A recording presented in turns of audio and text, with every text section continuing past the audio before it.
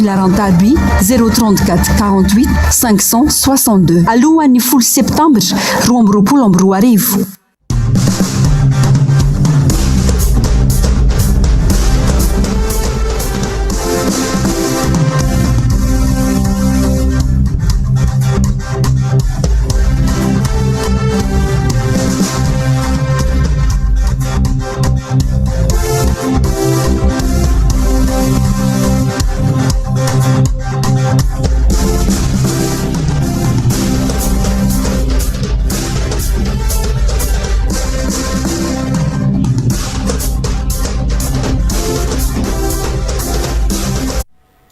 eny ary tombolasy tombovavy manantitra ny arabo mba mpirarintsoa antsika mianakavy amin'izao andro vaovao izao indray andro alakamisy ny anio ary dia no ny fitahin'Andriamanitra no natratrarantsika an'izany andro vaovao izany raha tsy teo tokoa izay fitahina sy fitantana n'ilay nahary zay dia tsy ho afaka ny serasera sy hoe miaraka ato anatin'ny fandarana miara-manonja MPS Radio Mata isika ka na ianao eto an-tanindrazana na ianao any ampitan-dranomasina dia ananterana an'izay arabo mba mipirarintso izay araba midika ho fahamatorana araba ho midika ho fiarahana izany ka ny fandriana dia ny anarahanao ny fandarantsika hatramin'ny farany amin'izao andro izao raha ny fandehan'ny fandaminana eto zany dia eo aloha ny famakavakana toy ny mahazatra misy lohahevitra izay ao raisitsika ka ao anatin'ireny lohahevitra ireny no hoezahantsika amantarana ny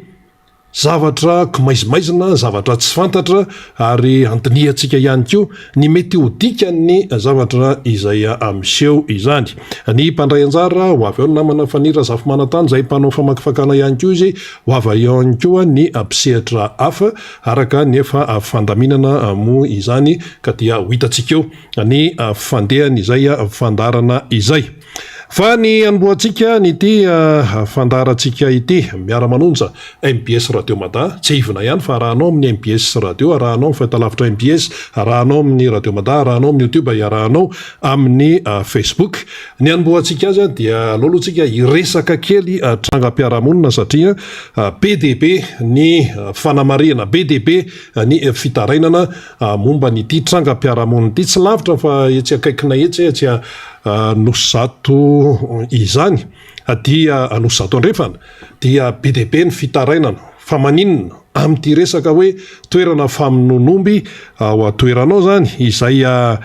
tonga dia tsorina mihitsy hoe tsy matianina tsy professionnel zay tsy miteny hoe manara-penitra fa ny hoe tsy matianina izay ny teny mahalaza azy tsy matianina tsy professionnel satria maninona ho ianao matetika zany no misy omby tafapiritsaka omby tokony ho vonoana zany eo amin'ny abattoir io dia tafapiritsaka le izy dia mivoaka ety amin'ny arabe mivoaka ety anivon'ny fiarahamonina vo afakomaly vo tamin'ny talata omby anankifito no mivoaka avao fanenjehana eraky ny arabe iny omby anankifito no fanenjehana eraky niny arabeana no zato iny dia korotana mifamovozana mikorotana ary ny omby efa fantany hoe vonoana izy dia mba manavitra izy dia dominy daholo dia hitantsika amin'izany fa betsaka ny fahasimbana sy ny fahavoazana ao anatin'izany zany le hoe trangam-piarahamonina mety mieritreritra ny sasany hoe zany ve dia ho resahana zany ve dia ho tenenina tsy maintsy resahana satria endriky ny fiainantsika zany endriky ny fomba fitantanana daholo zany eto amin'ity firenena ity ka so anao mieritreritra hoe zavatra maivana zany tsy maivana mihitsy zany fa nga moramora ny voatoton'ny omby fa nga moramora ny voatrongon'ny omby dia mandana ny tany io ny piasa eo amin'ny ivon'ny orinasa ny société lehibe SICAM etsy Anosizato fa nisy omby tafiditra ny atao vaky hatrany fitaratra zany no zava-misy dia lasa mitaintaina ny olona any amin'ny aty amin'ny faritra Anosizato andrefana zany manoloana an'izay hoe omby tsy voafe tokony hoe hovonoana ao amin'ny abattoir izay tsy matianina hoy isika izay ary io dia saika isan-kerinandro dia misy ombo mirifatra foana tafapritsaka avao zany dia mandeha eraky ny arabe dia ifanenjehana dia manahirana ny mieritreritra an'ilay izy. Dia raha ny vaovao zany fantatra dia hoe efa nisy ny hoe filazana fandraisana noty nataony ny tompon'andraikitra ny tanàna zany eto amintsika eto Antananarivo renivohitra fa zava-misy aloha dia mivoaka ny noty fa ny fanaraha-maso no tsy araky ny tokony ho izy. Dia eo zany ny mpitandro filaminana sy ny sisa dia dikan'izay samy tompon'andraikitra samy mahazo fanakanana amin'ny alalan'ny fiarahamonina ny tompon'andraikitra izay amikarakara ny misahana ny tanàna zany zay sampandraraha tokony isahana zany sy ny aty anivo ny fitandrona ny filaminana efa nirasana izy zavatra simba foana efa misy fahavoazana foana zay vao mikoropaka eto sy eroa zay ny hoe médecin après la mort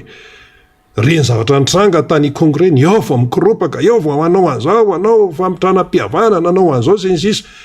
zavatra reny tany akazobe reny sy sisa resaka tsy fandriam-pahalemana zany zao eto Antananarivo eto Andrenivohitra no mitranga izany hoe omby izay tafapritsaka dia lasa mirifatra eraky ny arabe dia miteraka fikorotanana ao anatin'ny fiarahamonina. Hitantsika amin'izany le izy ka tsy maintsy tenenina ny toe-javatra tahaka an'izany mba hoe isinny mba hoe fiainana mirindra kokoa. Dia misy itendray hoe nareo itsikera fotsiny ka tsy ho tenenina raha ve tsy ho tenenina raha ve ny zavatra ohatran'izany sa hoe pasoko eto foana sa hoe anao zay hoe mahafinaritra fotsiny tsy any le izy fa ny fitantanana ny firenena tompoko dia miainga amin'ny fiainana any amin'ny isam-pokotany. Raha resaka hoe anosy zato andrefana ny fokotany maromaro no hitao dia any nefa misy tsy firindrana any misy tsy fihetezana araka tony hoe omby tafapritsaka vao anaty abatoara mandeha mirifatra eraky ny arabe tony dia zany ara-tsy voafeh. Dia ahoana moa no ahafahan'ny sasa amin'ny teny hoe voafehany raharam-pirenena omby vononany amin'ny abatoara raha tsy voafehanao fa lasa mirifatra eny amin'ny arabe mamaky fitaratra sosiete an'olona ry dia anao nefa ny manao rainy dedaka eraky ny tanana hoe zay mahavita an'izao zay mahavita an'izao. Iresaka omby mantsitsika rehefa avy eo amin'ny ty resaka hoe fitokanana zavabita any Ambilobe Voaimary ty fa misy resaka hoe miantoka omby raha ny vaovao avy any resantsika eo rehefa avy eo fa zay aloha ny momba ny tranga tetsy Anosy Zato Andrefana dia maro moa ny Anosy Zato Andrefana tsy lavitra nay aty Anosy Patrana aty amin'ny MBCD toy izay mba resao ranga dia inona ho azany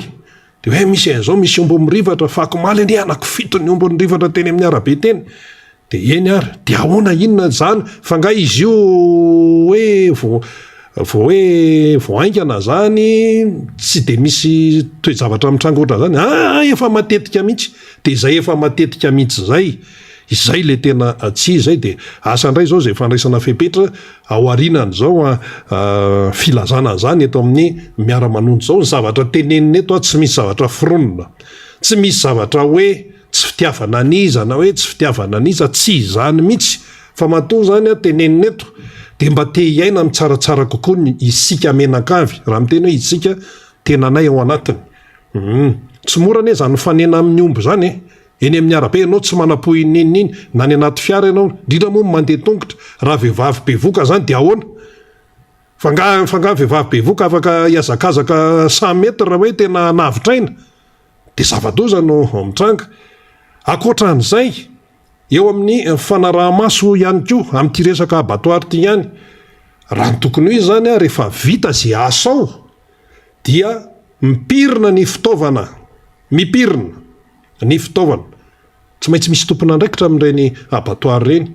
fa ny zavatra hita taraina ny fokon'olona dia oetany zalahy le mpamonombo ao zany oetany zalahy mivoaka ety amin'ny arabe ny antsy be mitana antsy ny tanany akavanana mitana antsy ny tanany akavia ny sasany mamo dia hitanao amin'izany antsy be dia ny sasany mamo dikan'izany hoe mamo zany tsy tompony tena 100 isan-jato zany dia lasa miteraka fisavoritahana eo anivon'ilay fiarahamonina. Zany ve de tsy ho voafeh, zany ve de tsy hay ny mandrindra an'izany. Any anatina fokotany any no misy an'izay. Ka io zany rehefa hoe mandray ny andraiky ny saza azy ny tsirairay zany eo amin'izay andraikitra zay zaniny dia tokony zany mba atao araky tokony ho izy le izy, mba tsy hiteraka fahavoazana ho an'ny hafa. Ny tsika ho zay foana miandrika efa andrasana ho zava-doza ilay toe-javatra izay vao hoe anao an'izao ary rehefa tena hoe sarotra andraraha dia mifanilika amin'izay. Zany ny zavatra misy eto amin'ny firenena amin'izao fotoana izao. Rehefa misarotra andraraha dia miatakataka amin'izay ny sasany. Ka rianina natonga an'io, satria mantsy eto amintsika eto rehefa misy hoe toe-javatra tsy mety efa mahazatra dia ahilika any amin'ny mpanohatra foana. Lazay fa mpanohatra indray no mahatonga ny ombona noso zato irifatra eny amin'ny arabe. Inona ny idiran'ny timma sy ny RMDM sy ny mpanora-ma amin'izany? Resaka tsy fahaiza mitantana zany. Mazava tsara, resaka tsy fahaiza mitantana, tsy fahaizana mandrindra ny eny anivon'ny fokotany sy eny anivon'ny fiainan'ny fokon'olona. Betsaka ny zavatra tsy mety sy tsy manjary eny anivon'ny fokotany eny fa iny moa zany anankiray fotsiny iny no entintsika mba hieritrereta-n'izay tompon'andraikitra isatsokajiny manoloana zany toe-javatra zany, ka tsy tokony hiverina intsony, tsy tokony hisy intsony zany hoe omby andeha ho vonoana dia tafaporitsaka dia mirifatra eny amin'ny arabe. Ny hafarany io ne mety hiteny ny mpiaramonina hoe sao dia mba fananina kosa zany, lasa ohatr' zany tsy ferana ny fomba fandraisan'ny olona azy, ka tsy tokony hitranga intsony ny toe-javatra tahaka an'izany. Raha sanasiany za moa aty amin'ny MBS ety misy ombo mirifatra tafiditra, inona no ataonay ato? Na dia avo ara ny tambo ato, ohatra fotsiny zany entre parenthèse. Fa na eny amin'ny arabe io, na any amin'ny société an'olona io, na any atokantran'olona dia fa tsy mety izay zavatra izay. Zay ny momba an'iny fa amin'ity miara-manonjy ity amin'izao fanombohan'izao miara-manonjy MBS Radio Mada ho resahantsika kely ity resaka hoe lalana Vohemara Ambilibe Vohemara ity, zay hoe otokanana zany amin'izao faran'ny herinandro zao zoma sabotsy dia fa mandeha moa fitenenana hoe da fety be zany any Ambilibe sy any Vohemara satria hoe hitokana ny lalana mampitoy any reo tanàna anankiroa zay tena hoe nampiferitra nandritra ny taona maro. RN5 moa zany izy io mirefy eo amin'ny 500 kilometatra mahery eo zany. Tao anatin'ny taona maro efa tena nampinainaina ny be sy maro izany lalana miala eo Ambilibe mpaka hatrany Vohemara izany. Inona no tiantsika ho tenenina ao anatin'io? Mialohan'ny resaka hoe organisation na hoe fandaminana amin'ny fitokanana anio fotodrafitrasa io, satria fotodrafitrasa moa zany ny lalana izay mampisy fimenomenomana isan-karazany amin'ny organisation ataon'izay tompon'andraikitra any, dia aleo aloha mba hampazava azy dia ho resahantsika ny historikan'izy io ary ny tsika ny zava-misy sy ny hoe zavatra ny tantara tany aloha tsy azo ovana na tsy azo amboamboarina. Ny sasany mantsy ndeha ataoko mihitsy hoe ny sasany tsy te hiteny akoatran'izay. Ny sasany mantsy rehefa misy zavatra tiana hoe isehosehoana, rehefa misy zavatra tiana hoe azahoana voninahitra, rehefa misy zavatra tiana hoe azahoana dera, dia inina tsy rarahina any tany aloha izay source, izay atoto miketriketrika ny amin'ny anatanterahana an'ilay fotodrafitrasa, fantatihoriana na nohy fotsiny na nandimy fotsiny. Fantatihoriana zany no miseho hoe zay noatra zao, zay ny tena dadany dia mandeha daholo ty rainy dedaka rehetrarehetra ity. Fa mba hampazava azy dia alao hoentina amintsika ny momban'izy io. Zao ny tantaran'io resaka lalana Vohemara Ambilobe io zany na Ambilobe Voemara. Ny asa natao zany dia resaka hoe réhabilitation. Tany amin'ny taona 2024 tany no niainganiny zany ny tena hoe resaka matotra.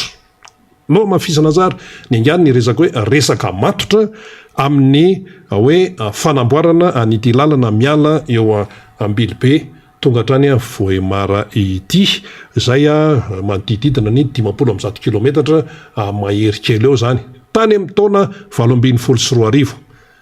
Iza no nitondra teto amin'ny firenena teto Madagasikara tamin'izany fotoan'izany? Ny nitondra dia ny président Hery Rajaonarimampianina. Zany hoe namaraparana ny mandany izy ny régime zany tamin'izany fotoan'izany dia ny président Hery Rajaonarimampianina sy ny miarany asa taminy ny gouvernemanta zay nisy tamin'izany fotoan'izany no nanainga an'ity resaka hoe amboarina ny lalana Ambilobe Voemara. Zay aloha ny zavatra nisy, tsy azo ovany zany. Na mety marary ary ny sain'ny sasany amin'izany hoe inona koa ny anonononana an'izany, ka rehefa zay dia zay rehefa marina dia marina. Ary hita zany ao anaty archive ao, nety moa radio, télé misy an'izany ao aminay ao. Dia rehefa izay no fipetrany dia natao daholo ny fomba rehetrarehetra satria tsy ho zakany volam-panjakana tamin'izany. Ny hoe volam-panjakana hoe volam-panjakana egalina volam-bahoaka, volan'ny malagasy, hoe vola hoe madiodio zany anaovana io, fa tsy maintsy ianao zany mijery mpiara-miasa amin'ny anivelany, mijery mpamatsy vola, dia io moa zany be dia be ny zavatra afaka atao sy ny sisa. Dia ny firenena sinoa no hoe iara-iasa zany amin'ny fanatanterahana nyity fanarenana na hoe fanamboarana ny lalana Ambilobe Voemara ity. Dia ny totalim-bola moa zany tamin'izany zay ho atotona amin'io dia tany amin'ny 155 millions de dollars tanoany zany. Ary io zany efa nivoaka tamin'ny filan-kevitry minisitra tamin'izany andro nitondrany ny président Hery Rajaonarimampianina izany. Dia hoe raha ny kajikajy zany dia hoe tokony mandeha araka ny tokony izy ny fotoana izay anamboarana an'ilay lalana. Kanjo moa hitantsika fa nisy ny Covid, nikatso daholo ny zavadrehetra, dia nikatso ohatran'izay ihany koa ny asa, tsy ny resaka fanamboarana ny lalana fa ny resaka hoe fiainana tamin'ny ankapobeny mihitsy teto Madagasikara sy maneran-tany. Dia rehefa resy lahatra zany, fandresy lahatra dia hoe sinoa zany no anao an'io, ny anao any lay asa, dia ny vola 155 millions de dollars no hoe vola tanterahana ahafahana manao an'izay asa izay zany. Dia famatsim-bola tamin'ny alalany antsoina hoe prêt concessionnel chinois. Dia teo ihany koa zany ny Exim Bank, fitondrana sinoa, fitondram-panjakana sinoa, dia teo ny Exim Bank zany mba ahafahana namoaka ny vola zany. Zay le fandehan'le izy. Dia rehefa raikitra izany zavatra rehetrarehetra zany dia ny saotra ny filoham-pirenena sinoa Andriamatoa Xi Jinping, ny président Hery Rajaonarimampianina tamin'izay hoe fahavitan'ny fifanarahan'izay. Zany no zava-misy tamin'ny taona 2024 daholo zany rehetrarehetra zany tompoko. Ary ankoatran'izay rehetrarehetra izay dia nazava tsara ny amin'ny hoe matoa zany tanteraka ny fifanarahana, matoa zany hoe ho atao ny fanamboarana ny lalana Voemara Ambilobe na hoe Ambilobe Voemara tamin'ny fitondrana sinoa, dia midika ho fampitokisana zay, confiance, midika ho fampitokisana dia eo amin'iza, fampitokisana teo amin'ny fitondrana sinoa tarihan'ny président Xi Jinping sy ny fitondrana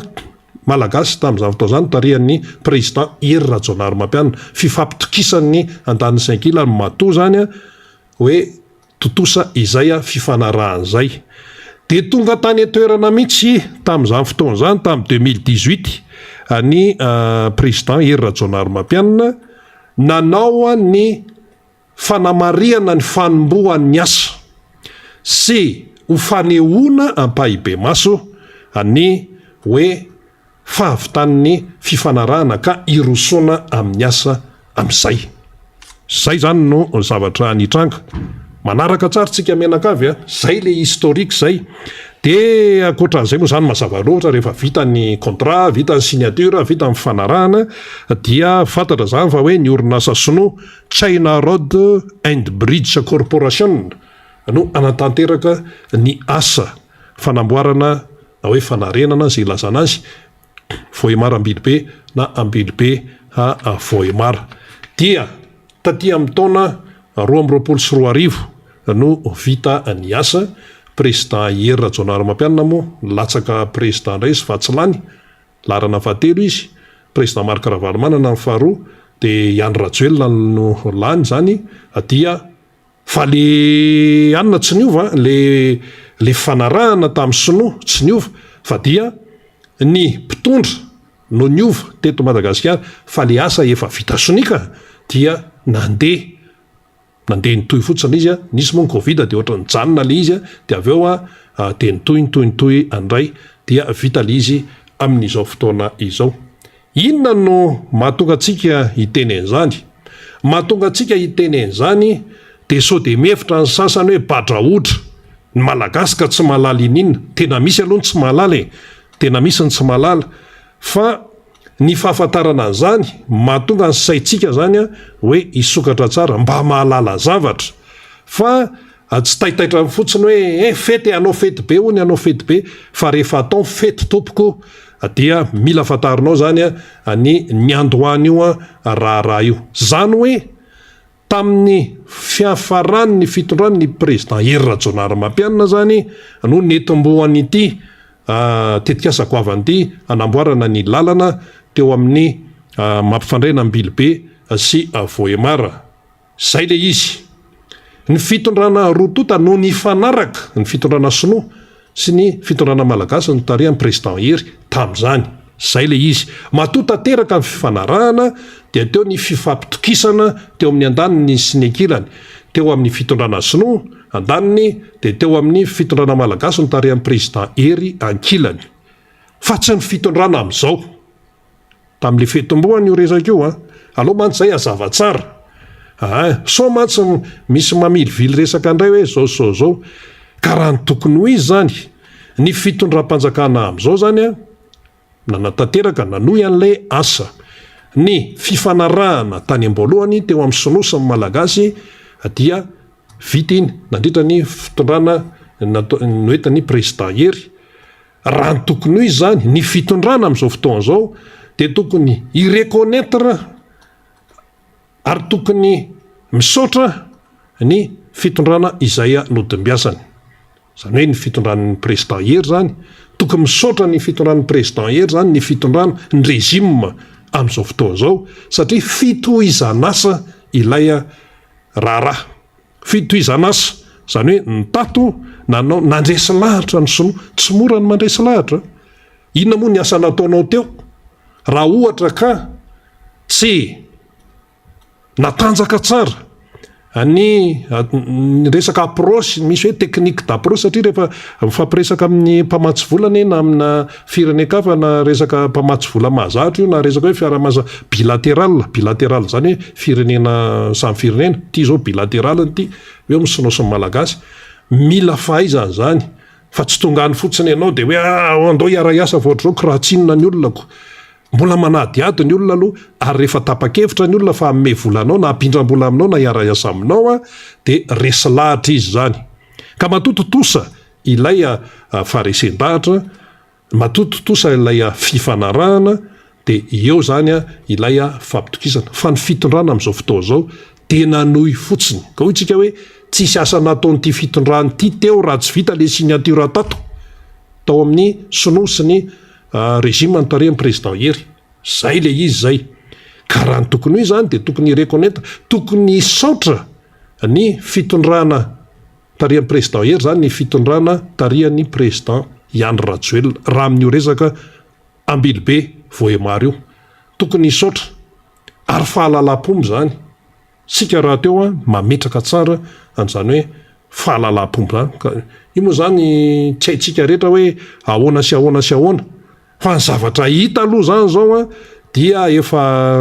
mirehaka eto sy eroa hoe zao hitokana fotodrafitra asika izay ny communication mandeha amin'izao fotoana zao hitokana fotodrafitra azy izy ary le fitokanana zany a tsy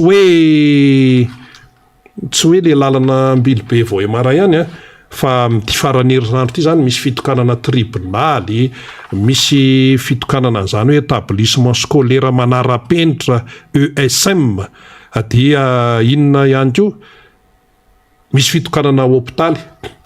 afangaro ohatran'izay zany le izy a dia metimeritrehitra mihitsika ho takinao anatin'izay ny RN5A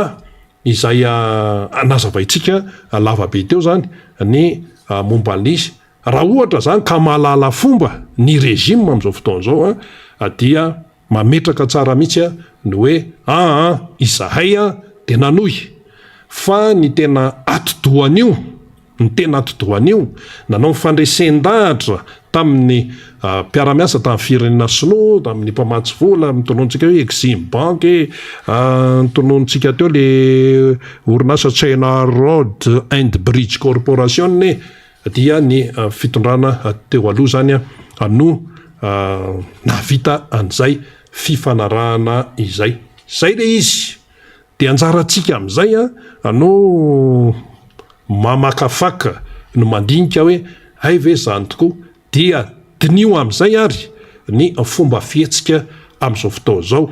ny communication mandeha amin'izao fotoana zao amin'ny fiatrehana ny fitokanana anio fotodrafitra azy io raha ny tokony ho izy zany rehefa mandeha ny lanonana izay anaovana ny fitokanana de tokony hoen'ny vahoaka malagasy hoen'ny vahoaka sinoa satria izay no niarany asa hoe nanomboka tamin'ny 2024 ny resaka amomba nytia ny fitondrana teo aloha no tarihan'ny président hery nanao ny ketrika isan-karazany hoe anatanterahana ny asa nandresy lahatra ny firenena sinoa de zao fa tsy tokony misy hoe hoajanona ny tantara tsy ampahana tantara ihany no tenenina fa tantara feno ary izay no fanajana ny vahoaka malagasy tompoko aza pahapahana zavatra tenenina aminy fa zavatra feno tenenina amin'ny malagasy fa tsy hoe ty tsy tikotiko fa ohatrany tsy manome dokadoka anazy zany de tsy ho tenenina fa manana zo ny vahoaka malagasy iray manontolo ahafantatra marina eto amin'ity firenena ity satria tany malagasy ty ka nahoana ny malagasy ny tsy ampahafantarinao marina fa inona no afina fenina fa inona ny konokononina any ananina rehetrarehetra ary le izy ane amin'ny maha-olombelona antsika menakavy ny zavatra afina fenina indrindra no mahatonga ny besimaro mahatonga ny mpitazana olina afenao anaty buffet any ny sakafo matsiro hoe de idio hoe de hoy zany ray aman-dreny hoe misy zavatra ao tandremo sao de mamomo an'io sisy mantsy ny ankizy zany fa vao maika le ankizy any ny sainy inona ny ato de ohatra zany ihany koa rehefa afinafenina lizy rehefa amboamboarina lizy de lina ny besimaro ny amin'ny hoe fa inona kay zany fa rehefa hoe teneninao mazava tsara izy tsy misy hoe mivakiloha am'izay hoe nde ametra-panontaniana zao momba an'izay toejavatra zay ka zay zany le izy everina zany fa mazavantsika tsara ny historique ny fandehan'io lalana Ambilobe Vohemary io iny aloha zany de tena nisan'ny nanahirana mihitsy ny mpivezivezy na ny mponina ny toerana na ny avy aty amin'ny toerakafa hoe tsy maintsy mandalo amin'iny toerana iny nandritran'izay taona lavabe zay fa io moa zany izy zao vita dia izay rehetra niketrika an'io zany dia mipetraka ho tantara izany zavatra izany mponina ny Ambilobe mandalo amin'iny daraina sy ny rehetrarehetra misy volameny sy ny rehetrarehetra de tena hoe sahirana satria tsy nitondra fampandrosoana mihitsy le lalana fa rehefa vita zany zao ny lalana de verina hoe tonga de hita mivaingana ny vokatry izay zany hoanny any amin'iny faritra iny tena moa mahafatatr'olona betsaka any am'zany faritra izany dia tsy zoviana amin'ny tena mihitsy ihany koa izay toejavatra izay fa eo am'le fomba am'izay ary le hoe hiatrehana ny fitokanana hoe dafety be zoma sabotsy dia inona ny zavatra mitranga hoy isika satria akoatra n'ity le hoe lalana ambily be voemaro ty zany de misy zavatra fa ihany koa hotokanana de eo am'izay voatonona teo zao hoe misy resaka hoe établissement scolaire manara-penitra hotokanana ao Matsabory Laidama zay ny anaran'le toerana de inona no miseho isika le mpampianatra amin'ny sekolim-panjakana ny tiana tenenina am'zany efa sahirana efa miady mafy amin'ny fiainana efa zara raha mahazo vola de inona indray mibaiko midina avy any ambony any de misy ny SMS izay tonga any amin'ny mpampianatra de gaga daholo hoe inony ty SMS ty am'le fiatrehana an'le fety io le fety le any Ambilobe io de nisy SMS nalefa amin'ny mpampianatra fonctionnaire sy FRAM de inona ny votoatiny de zao le votoatiny alao arahantsika tsara zany hoe avy any amin'ny rafitra any ambony any zany le izy no alatsaka any aparitaka any amin'ny mpampianatra fonctionnaire na FRAM zany de zao le izy ampatsahivony sika mpampianatra rehetra fa ho avy ao Ambilobe ny président de la République miaraka amin'ireo ministra maromaro amin'ny 10 septambra 2024 ho avy io rapitso rafakapitso zany hitokana ny ESM établissement scolaire manara-penitra ao Matsabory Laidama hitokana ny tribunaly hitokana ny lalana RN5 ary hitokana ny hôpitaly any Sirama samy mandray sy mikarakara ary manotrina ny lehibeny ny service tsirairay araka ny mesazy nalefa ny chef Cisco izay apitaiko any amin'ireo chef d'établissement ka manao cotisation ariary ny mpampianatra rehetra andraisana sy karakaratsika ny ministritsika izay lehibetsika ary ny talata no farany efa lasa aloha le talata fakomaly zany fakomaly le talata zay zany le SMS milatsaka avany de vao nahita ny SMS io zany moa ny mpampianatra zay hoe concerné ho isika mpampianatra fonctionnaire sy amin'ny FRAM de efa ngenongenona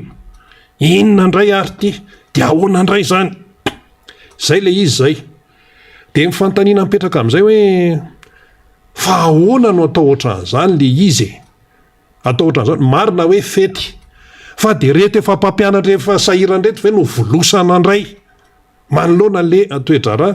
de misy miteny any zao hoe ka le izy ane arivo ariary manina fa na 500 na 200 efa marary io tompoko efa marary le mpampianatra zany efa anatin'ny fahasahiranana de mbola volosana indray hoe anaovana fety andraisana ministre andraisana an'izao hoe sinsisy ho avy any ny président de république sinsisa de lasa ny saina manoloana le toedrara efa ao anatina fahasahiranana efa vola kely ene no raisin'ireo mpampianatra ireo tompoko efa vola kely ary ny zoany ara misy tsy nambola nandray hatram'izao resaka vacation nisy ny tetoeto hoe tamin'ireny le fiambenana CEP reny aloha ozy ny sasany zany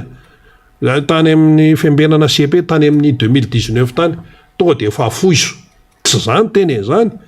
fa mpampianatra teto akaiko teto no teny zany teto amin'ity sezy ity de enao zany efa miady mafy ohatran'iny efa mitatataty efa miteny amin'ny radio sy télé zao ny teneny sasany hoe fa leo mihitsy angamba mpijery télé sy mipeny radio mihainao anay hoe zay indray le mpitaky vacation resaka vacation raha tsy voalohanao tamin'ny fikarakarana ny fanadiny io moa zany tsy mpampianatra rery fa misy sécurité misy mpanao sujet be deaibe zany zany aloha zava-nisy faraparany teo dia zao ty hoe fitokanana établissement scolaire manara-penitra dia volosana indray le mpampianatra fonctionnaire sy fram asainao mandoa an'izany hoe andraisana ny manam-pahefana zany dia ahoana ny fipetraka izany zavatra zany dia normalna be raha raikitra indray ngenongenona isan-karazany ho an'le aty amin'ny mpampianatra hoe kizay rehefa tsy mihinan-kanina kizay ny any ara mbola tsy voaloha dia zay eto ampelantanana indray no volosana indray ao anatin'le izy satria hoe hitokana zavatra zany dia raha hitaritsika io dia mipetraka amin'ny fanontaniana manao hoe fangamo any anivon'ny fiadidiana ny repoblika tsy efa nisy hoe sampana vonforonina hoe nisy direction mihitsy tany amin'ny conseil de ministre no namoaka an'izany hoe sampana manokana mihitsy direction manokana mihitsy momba ny événement zany tomboka fety midika an'izany ary raha ohatra hoe any amin'ny conseil de ministre no ivoahazany rehetrarehetra zany événement zany eny fety fa nga zany tsy manana teti-bola sa fironona fotsiny le direction dia eo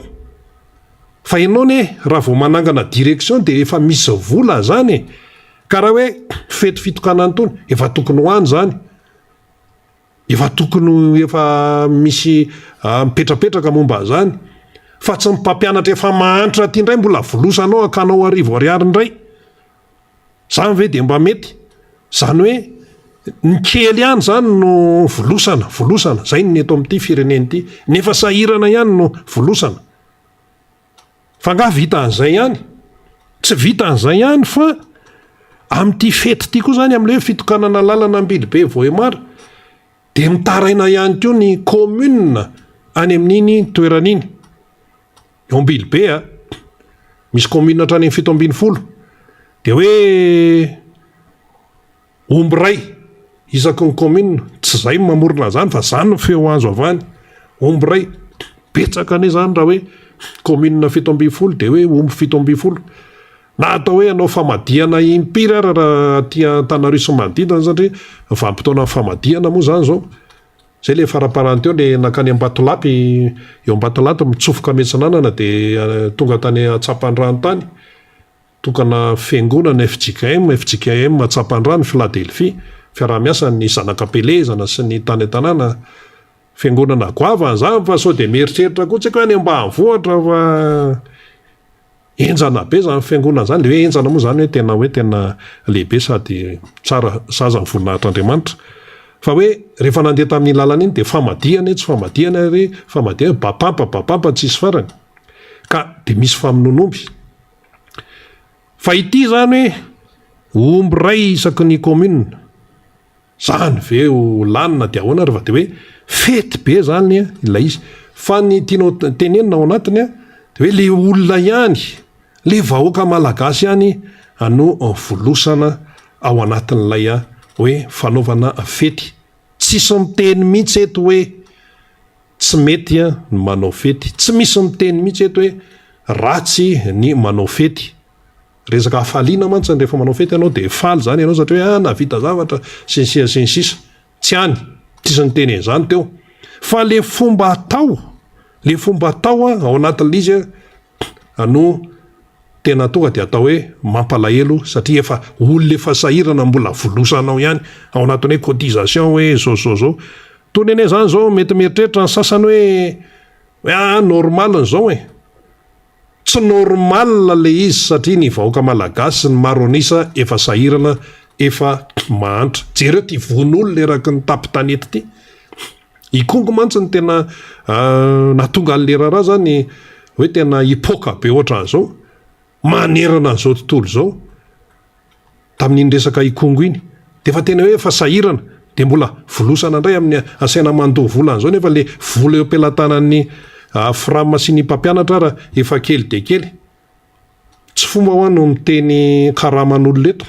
tsy fomba zany tsy ao anatin'ny etika sy ny teolozian'ny radio sy ny tele zany zay tsy hiteny mihitsy fa tiana hitenenina fotsiny dia zao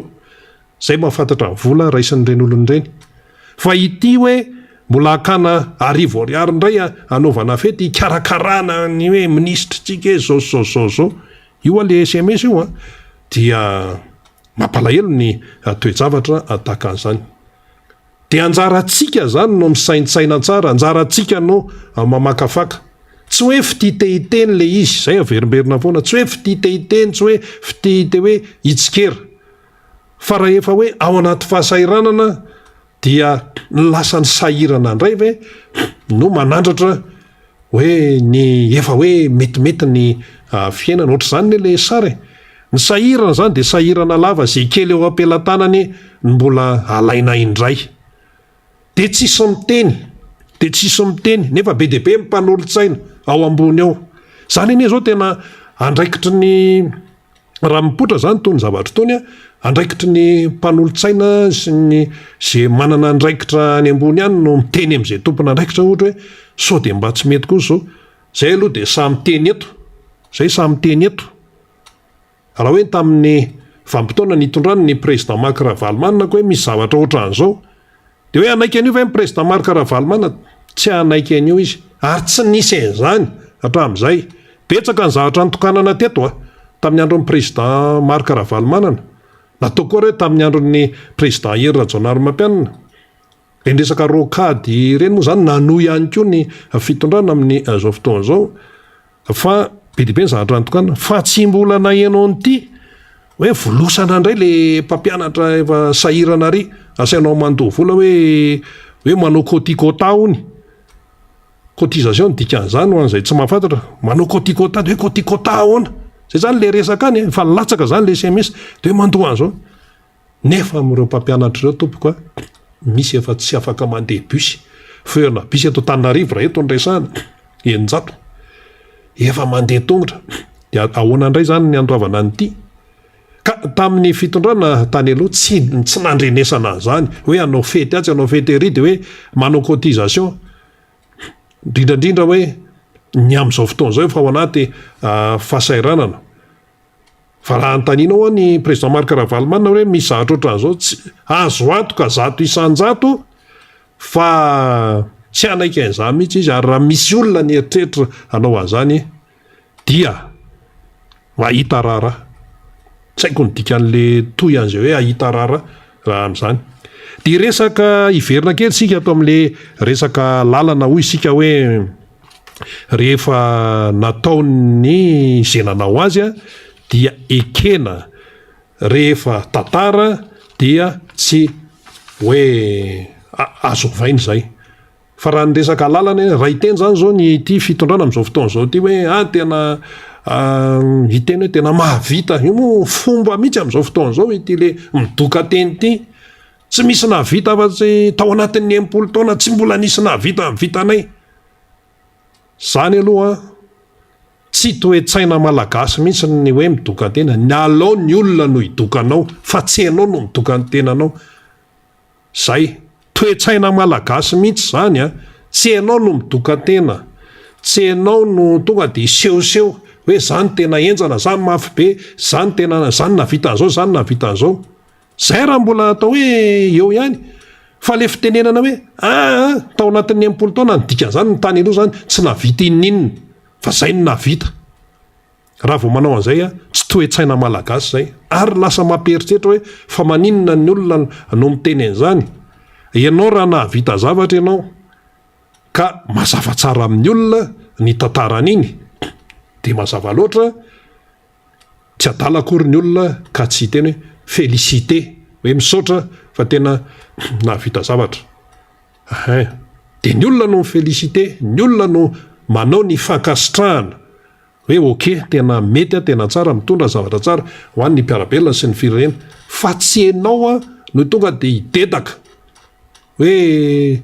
zay nahavita an'izao, zany nahavita an'izao, zany nahavita an'izao. Fa raha ny hoe ny adedahana isan-karazany anie no nahatonga ny firenena malagasy androso efa lasa lavitra tsika. Fa ny hafa ihany koa mba nahavita tompoko raha ny resaka lalana fotsiny. Raha ho tany saina eto lava be, ny hafa ihany koa mba nahavita. Fa oka zany mba hanetry tena, alao mba manetry tena mihitsy. Ary io fanetretena io anie tena misy dikany amin'ny malagasy hoe tsy tiany malagasy tompoko ity manao ray ny dedaka eraky ny tanàny ity raha vao misy zavatra, tsy tiany malagasy zay, ary malagasy tsy miteny. Ny sosiologa miteny an'izany. Ny mpandala ny fomba malagasy miteny an'izany. Tsy toe-tsaina malagasy mihitsy, tsy fomba fisainana malagasy mihitsy ny midoka tena sy manao ray ny dedaka eto sy eroa rehefa misy zavatra hoe zay zao dia atao daholo ty fihetsika rehetrarehetra ty mba hisotonana ny olona makany aminao. Tsy toe-tsaina malagasy zany, satria ny fanetretena izay ny tena zava-dehibe. Fa io ho hitan'ny olona foana zay zavatra ataonao eo zany, indrindra hoe manao zavatra tsara ianao, fa raha manao zavatra ratsy koa ianao dia ho hitan'ny olona. Fa le izy mantsy ezahana daholo hoe isehoana raha vao misy zavatra irika ny amin'izao fotoana zao zany dia iny fa miazakazaka hoe miseho, na any amin'ny resaka fanatanjahantena io, na any amin'ny resaka kolotsaina io, na any amin'ny resaka fotodrafitrasa ohatran'izao io, dia hiazaka ezahana mihitsy isehoana. Dia eo dia midokadoka teny hoe tena ohatr'izao, tena ohatr'izao. Mason'ireo mpanohatra ireo mihitsy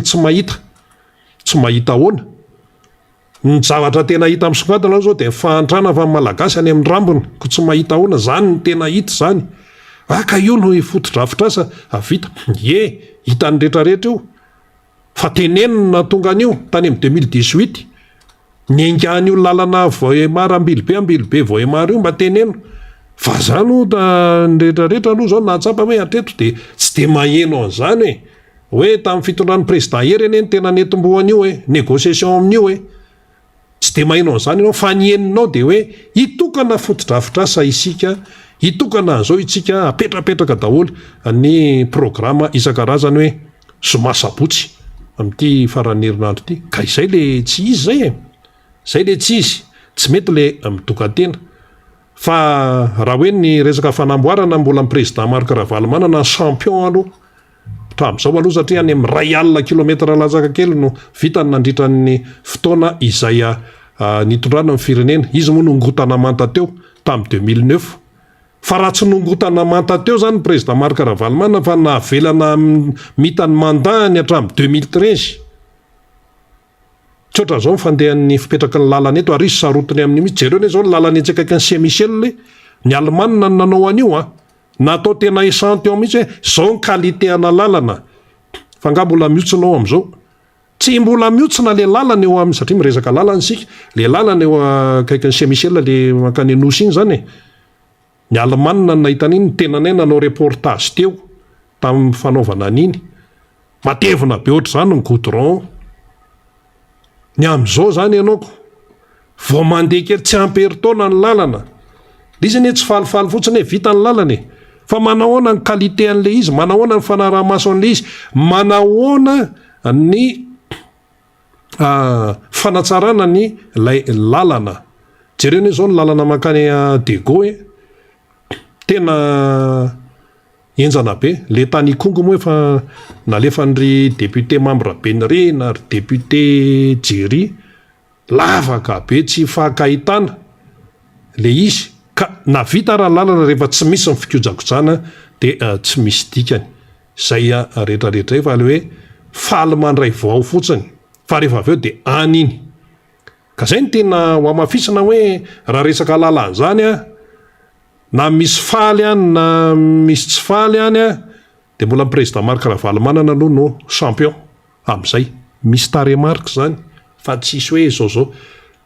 tsy midika mihitsy zany hoe tsy nanao ny hafa. Fa na zany ary président Marc Ravalomanana izy mahay manetry tena. Fa iza moa no mitavana, iza no mitavana ny lalana zay fa vita hatramin'izay. Fa tsy ny amin'izao fotoana izao ny taranaka faramandimba eny fa na dia ndao ary tsika hemitra lavitra be hatramin'ny lalana zay vita tamin'ny andron'ny président Tsiranana, lalana zay vita tamin'ny andron'ny amiraly président Didier Ratsiraka. Nisy betsaka ny lalana vita dia taty amin'ny président Marc Ravalomanana, taty amin'ny président Hery Rajaonary Mampianina. Ty zao anisany ty ozy izy sika hoany tamin'ny izy no nanokatra ny projet io, dia ny amin'izao fotoana izao dia ny fanohizana an'izay efa tetikasa teo aloha no nataony. tatsika zao reny rocade sy ny any reny novanatra amin'ny anarany de zany ve de mba ahoana raha tena hoe mahalala fomba ianao zany tsy hovanao fa le anarana fa hoe tena hoe zay tany aloha no atao novanatra amin'ny anarany kianjan'ny mahamasina satria te hisongadina satria te ametraka ny hoe zay no eto dia ametrahanay zany ny adia tananay le izy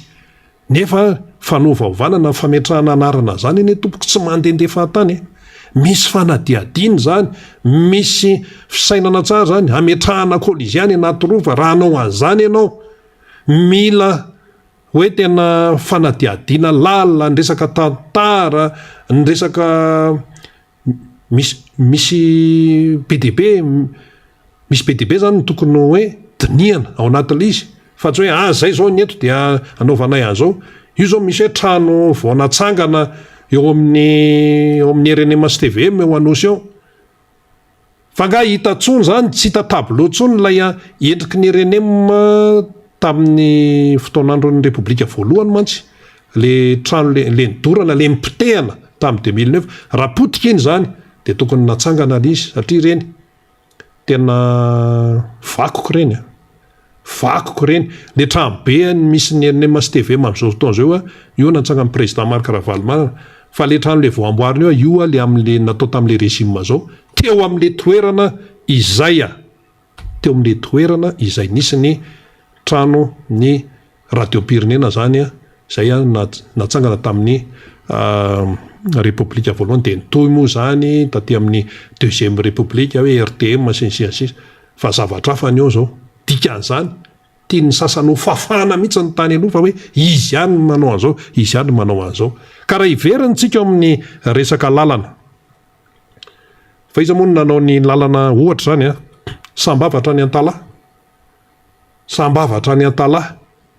goudron tena milay be tamin'ny andron'ny président Marc Ravalomanana zany io resaka rocade io zay nitohizany tateorina tsy azonao fafana amin'izany anaran'ny président Hery Rajonary Mampianina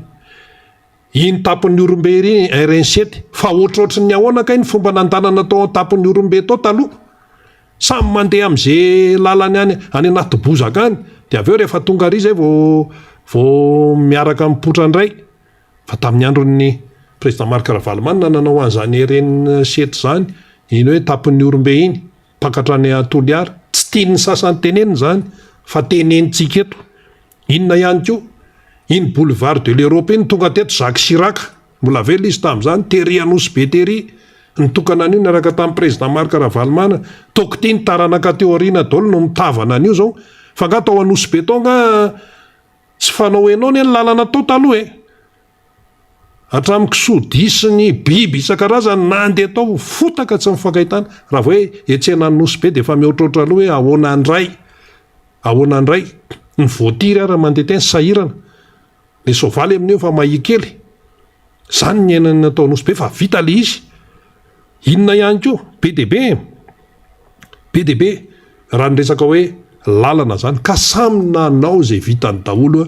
ny mpitondra teo aloha izany samy nanao zay tratrany ary bypassy izany nanao an'io bypassy io migodana be io izany nanao azy tamin'ny andron'izy io ary ahoana ny fanamorana ny fifamoivozana zay hoe RN2 fampifandraisana amin'ny RN7 tsy tamin'ny alalan'ny bypassy ary efa vita amin'ny bypassy tokotiny niazakazaka nakeny daholo nanao fotodrafitrasa nanao trano ohatrinona metre carré zao amin'ny tany any amin'ny bypassy ohatrinona fa lasa tanàna be nefa tamin'ny sy onaonany teo taloha tamin'ny mbola tsisy an'io bypassy io de niazakazaka teo daholo tamin'ny andro amin'ny président Marc Ravalomanana zany tompoko sao de adinitsika sao de adininy sasany na hodina tsy fantatra dikan'izany samy mahazo ny tombontsoa daholo tamin'ireny fanamboarana ireny fa ny olona mahalala fomba ny olona manetry tena zay le tena songadina eto na be de be ara ny zavatra vita miteny ny onivony tiako Madagasikara miteny ny mpanoana ny président Marc Ravalomanana hoe tena any amin'ny 1 kilometra latsaka kely any no vita tamin'ny andron'ny président Marc Ravalomanana raha resaka lalana satria tsy afaka mandroso mihitsy ny firenena raha tsy misy ny lalana aloha. Raha hoe miteny an'izany dia filazana sy fampatsiahivana ho an'ny taranaka aty aoriana.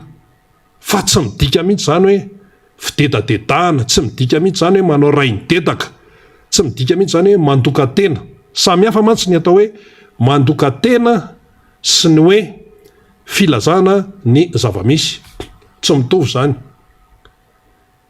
Ny président Marc Ravalomanana, ny président Hery Rajoelina tsy mbola naheno zay ny teny hoe tsy nanao ininona daholo ny mpitondra tany aloha tany fa zavatra tsy vita tao anatin'ny 70 taona 7 taona zay manao azy zao vitanay. Io moa zany anjarany tsirairay no ampisaintsaina le raharaha zany, fa raha hoe raisika amin'itony hoe fitokanana zava-bity tony a dia mila mazava tsara amintsika ny fandehan'ny raharaha ny tantara manoloana n'ireny zavatra eny. Fa zao mantsy rehefa tsy fantatrao zany ny tany aloha rehetrarehetra tany a dia japin'ny olona le raharaha aty aoriana. Ka ny amin'izao fotoana zao raha zavatra tsy misy raha foronina, zavatra tsy misy raha atao laza masaka hoe zao maika moa fa misy zavatra hoe ahafahana amseho dia zay foana le fanamarihana hitantsika. Ka tokony arakaraka le fahaizana amseho eto sy eroa, fanaovana publicité eto sy eroa, tokony miaraka miainga amin'izay ihany koa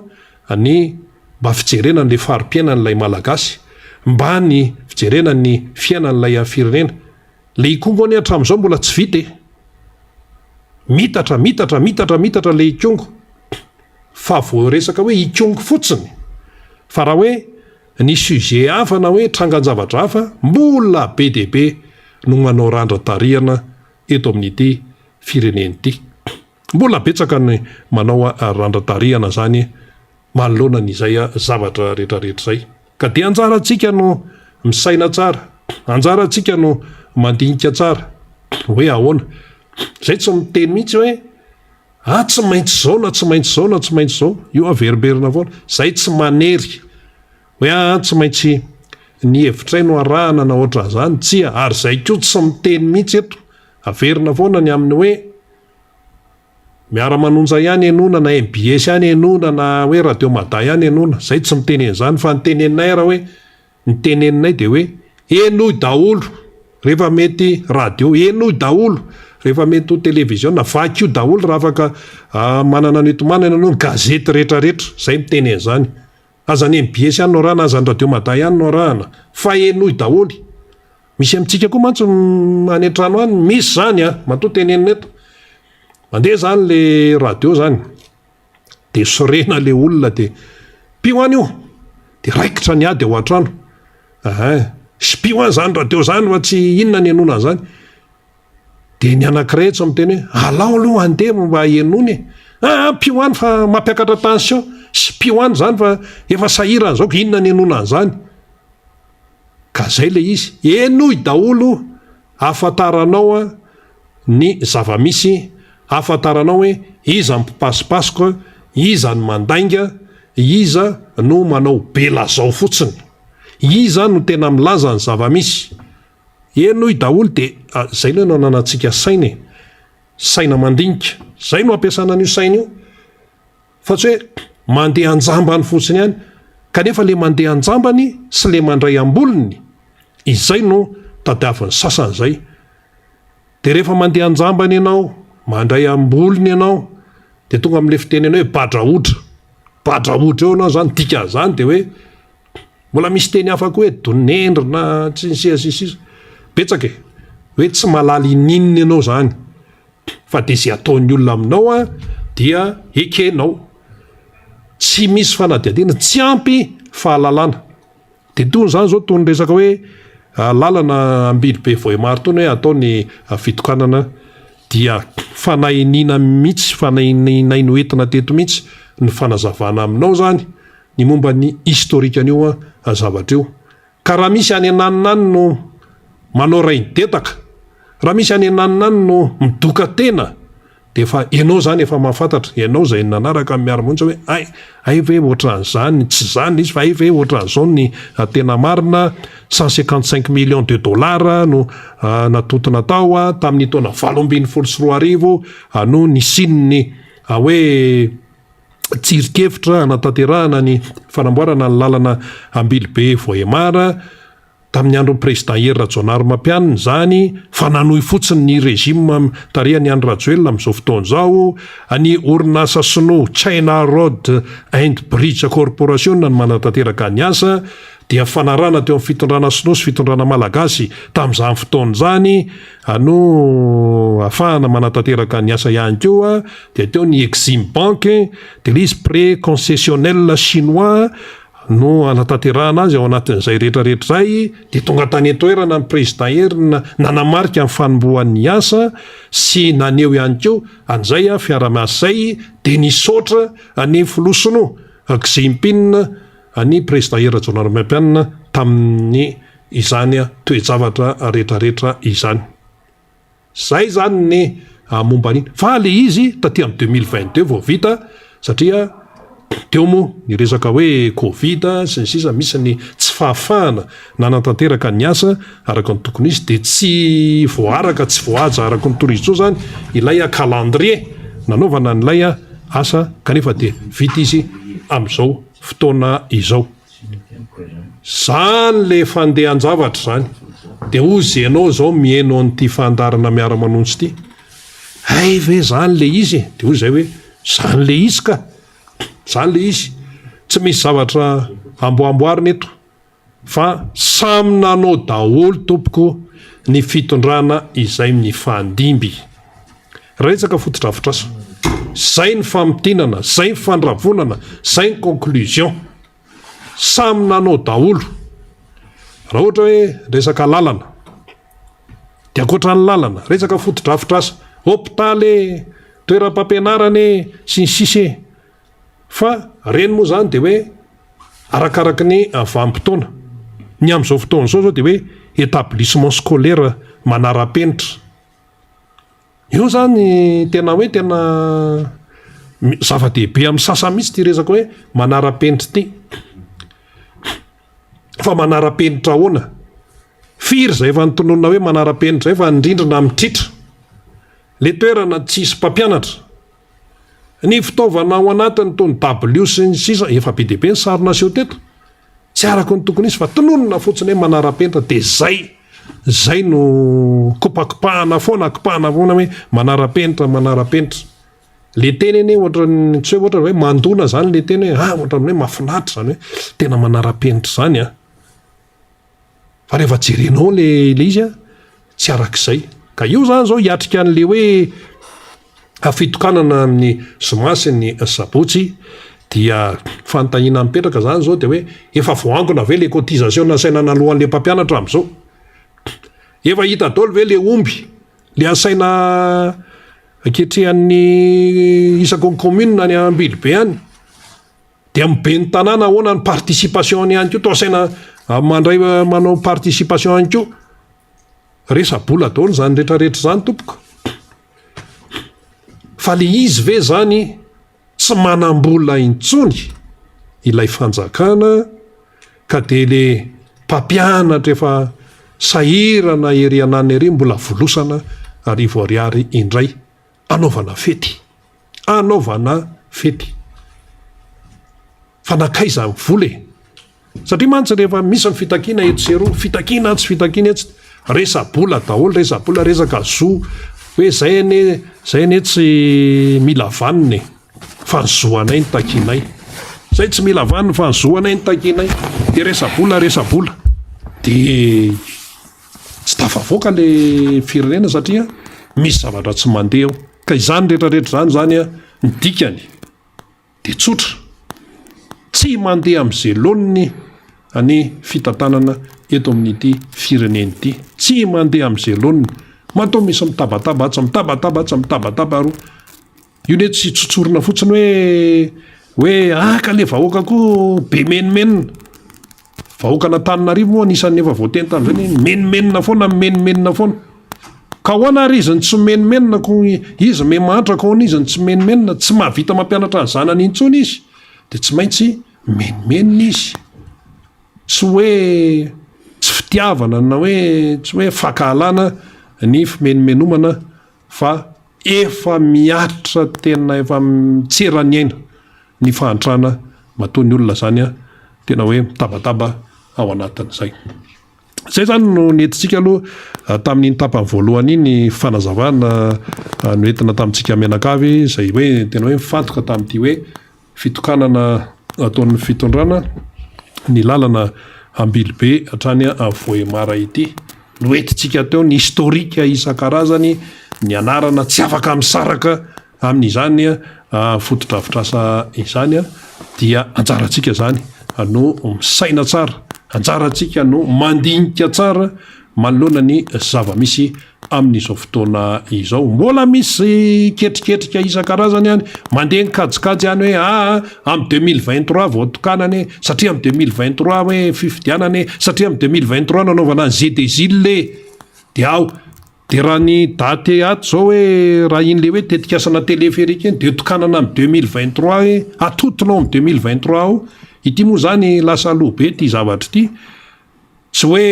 tiary efa tsy tokony 2022 ty lalana Ambilibe Vohemara ty fa ity efa tokony tany amin'ny 2020 any satria hitanay ato mihitsy le tetiandro tam'le fanatanterahana azy tokony tany amin'ny 2020 any no vita lizy fa izy ity moa zany efa tetiandro iny fa noho ny hoe fahavoazana isan-karazany noho ny tsy fandehanan-draharaha noho ny Covid sy ny sisy dia izao zany le izy avao vita de anjarantsika no misaina tsara anjarantsika no mandinika tsara manoloana ny zavatra izay misy izany efa tonga eto namana faniry Razafy Manantany izy koa mitondra famakavakana raha teo maro ny zavatra ho tenenina mirabanao namana faniry Razafy Manantany ndahoary zatsisy tsara miaraba rina de misaotra anao ihany koa nanokatra ny fandarantsika tamin'ity maraina ity film zany androany lakamisy fa valo ny volana septambra 2024 miaraba namana teknisiana ao ambadika eo ifaly sy ionjany ray no miaraka amintsika amin'ity maraina ity de ny namana mpiara-miasa rehetra amin'ny MBS any amin'ny faritra zay andraisana izany MBS izany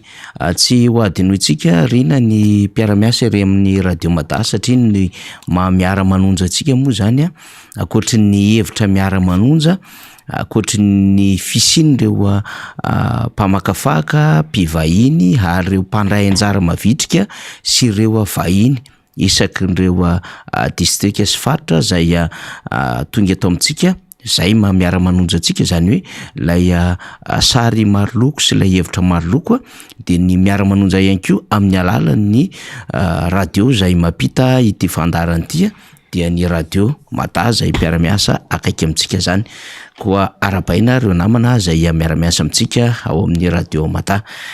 Ny fanazava-kevitra nentin'rina teo azo lazaina hoe efa mahalaza amin'ny akabeany zava-misy eto Madagasikara. Isika moa tsy mba nisan'izany hoe manandrakandram-pitenenana zany na mitsapatsapa hevitra zany fa rehefa hoe ndao de ndao iresaka de iresaka tsika ary ny tsika io tsisy tamoro fa lasa amin'ny akabeany arotsatsika makany ny fitondram-panjakana izy ty le zavatra tsy mety ataonareo ary mitondro tsika any amin'ny vahoaka malagasy hoe izao le zava-misy iaina n'le firenena zany de mandeha tsika zay le tenentsika foana ny amin'ny hoe ity 4x4 tsisy frein ary camion tsisy marche arrière ny zavatra hoentiny eto amin'ity miara manonja ity de zay foto-kevy dehibe zay ny hijoronay ao anatin'izay fandarana zay vatsina amintsika zay de zay no mbola mahafinaritra amin'le fandraisana n'le feedback marobe avy any amintsika satria za moa zany isika mahita foana zany fa ny finday de eto ambany masiketo ny antony zany de marobe le afatra miafina MP na ty amiko manokana zany na any amrina rabe mananjara koa de mahazo MP ho an'ireo solombavam-bahoaka zay miaraka amintsika sy ireo namana mpiara-manentana ihany koa de mahazo afatra miafina sy mahazo mesazy amin'ny finday moa zany. Ato amin'ny MBS igny koa de mahazo an'zany izahay, ary misy mandefa taratasy, misy ny mitonga mivatana ato amin'ny fandaharantsika zany, de ireny rehetrarehetra ireny de raisina daholo reny ao amin'ny endriky ny fanatsarana ny fandaharana moa zany ao anatin'izay hoe mahasoa antsika. De zay ny tenenantsika hoe tsika tsy ao anatiny mihitsy zany le hoe efa mampiakatra ny vitesy tsika de ndeha indray tsika zany fa hoe ianahana am'reto fanjakana zay efa mampimebe reto ny zavatra ataony tsy am'zany tsika rina, satria ny zava-misy ainantsika am'izao fotoana izao dia mamela antsika mihitsy zany tena ikoroka iteny ary tena anatsikafina an'le zavatra tsy mety ataon'le fanjakana io, satria raha ny tian'le fanjakana manko zany zao de hoe ao daholo ny rehetrarehetra aloha zany, de manaiky an'le oeraoera sy le dédakisme sy le resaka fabrication de marque an'le hoe manao zay tiany atao izy ka tsisy afaka miteny rehetra fa voahidy daholo ny vava zany. De tsisika zany no tonga am'izay mihitsy zany, satria adidy ty isika, ary de zay no mbola irassureka zany atsika rehetra zay mandefa am'le afatra, satria zay manko izy io mandefa afatra tsika menakavy ao anatin'le tena mba tena tsirariny zao zava-misy zao fa tena petao sy ny sisa, de io zay hoe ny tompoko. Zay koa de tsy anisan'ireo olona tena hoe kanosaka nde amin'ny alalan'le fihetsiky ny fanjakana rehetrarehetra io de intimidé anao répression etseroa de forotra eo anatsena zany. Tsy zahay eto zany aloha de tsorina aminareo, satria mihaino manko le mpitondra fanjakana isan'andro rina amin'ny alalan'le olona zay asainy mitatitra an'le vaovao maro samihafa le mpahinseraserany eo, fa tsy zahay eto zany, tsy memitra ao anatin'izany izahay. Anaovako zany zay adevitra zay resako amintsika zay ny amin'ny hoe tsika de eto foana tsika, ary arakan'le teniny député membre Benrina tamin'ny mahajanga zay tamin'le nifanantsina tamin'le mpitandro filaminana de hoe zeray reraka eto, de reraka melon'ny fotoana ihany zala de afaka nitsofoka nanao an'lay inona moa zany fampiratiana ny solombavam-bahoaka, ny birao politika ary mpikiatroka tima, de nandritry ny herinandro mahery nivezivezy, ary député Jerry de mbola nanao taritra tetiny hoe tsy latsaky ny 500-600 isan'andro no nitsidika an'le toerana natao mahajanga taona anaovana an'izay fampiratiana zay. De zay le izy ijorotsika foana zany hatrany ny filazana marina eto amin'ity fireneny ty, ary tsy mahavizaka atsika zany, tsy mahafotsirora atsika zany, satria ho an'ny tanindrazana ary ny solombavam-bahoaka tim, ny birao politika, ny mpiatroka rehetra amin'ny tim na iny izy dia miteny ary mijoro zany ny fanoherana amin'ny akapobeany mihitsiny. Io tsisy hoe fanoherana navaizana na adevitrinina voizina any ambadika any, fa zao rehefa mbola miteny ao anatin'ilay ligne sy ilay principe mazavitsika hoe anohitra an'izao fanjakana zao, ary tsy meritreritra ny amerina an'izao fanjakana zao anatin'izay hoe fifidianana 2023 zay dia miombona zay ny amin'iny. Fa somary sahirana kely afaly ato zany, satria takona le zavatra ato afako manao an'le retour zany, fa raha ohatra ka voninao faly le sary tany Kongo aloha zany farany teo, de zay no alefatsika, satria tsika moa zany manao tady-bavao ny ekipa ny Antokotiky Madagasikara araky ny iraka zay nampanaovy ny Filoha Marc Ravalomanana azy dia mbola any ampamitana iraka raha tsy efa hoe andalana angambany. Zay ndray aloha zany dia tsy mbola nahazo antsika vaovao, fa ty zany ny azo lazaina hoe vaovao farany zany zay natrehan'izy ireo. Ny fionana moa zany dia rehefa mamanga ny namantsika zany, any hoe isaky ny miditra tanàna de mamanga ireo manamanjoa dia anaty trano be avokoa nanaovana izany fomba famangina zany, dia ny anakandry no mitarika ireo vangina ary ny vavantany no misolo vava. zay zany no fomba de zay no ajainy reto namantsika ireo de iray am'ireo tanànareo zany a tao Vitsilava zay nandehanan'ireo solombavambahoaka iraka avy amin'ny filoha Marc Ravalomanana sy avy amin'ny antoko-tiako Madagasikara nitarihan'ny député Mambra Bernina ary niaraka tamin'ny député Géry Randriambolaina. Le sary teo zany dia tranobe izy io tamin'ny tanàna hoe Voninkazo, zay zany le hitantsika teo. Fa ankoatran'izay misy vaovao ihany zany zay fatapatatra any am'zany tanàna zany ny Kongo zany, fa eto moa zany de mbola anairana ihany ny sain'ny tompona ndraiky hoe marina fa mety manao an'le hoe hôpitaly nareo manara-penitra, sekoly nareo manara-penitra, fa ao anatin'izany dia mampalahelo any zava-misy satria de hoe dokotera-mpanjakana iray monja no miasa ao anatin'le CSB2 zany.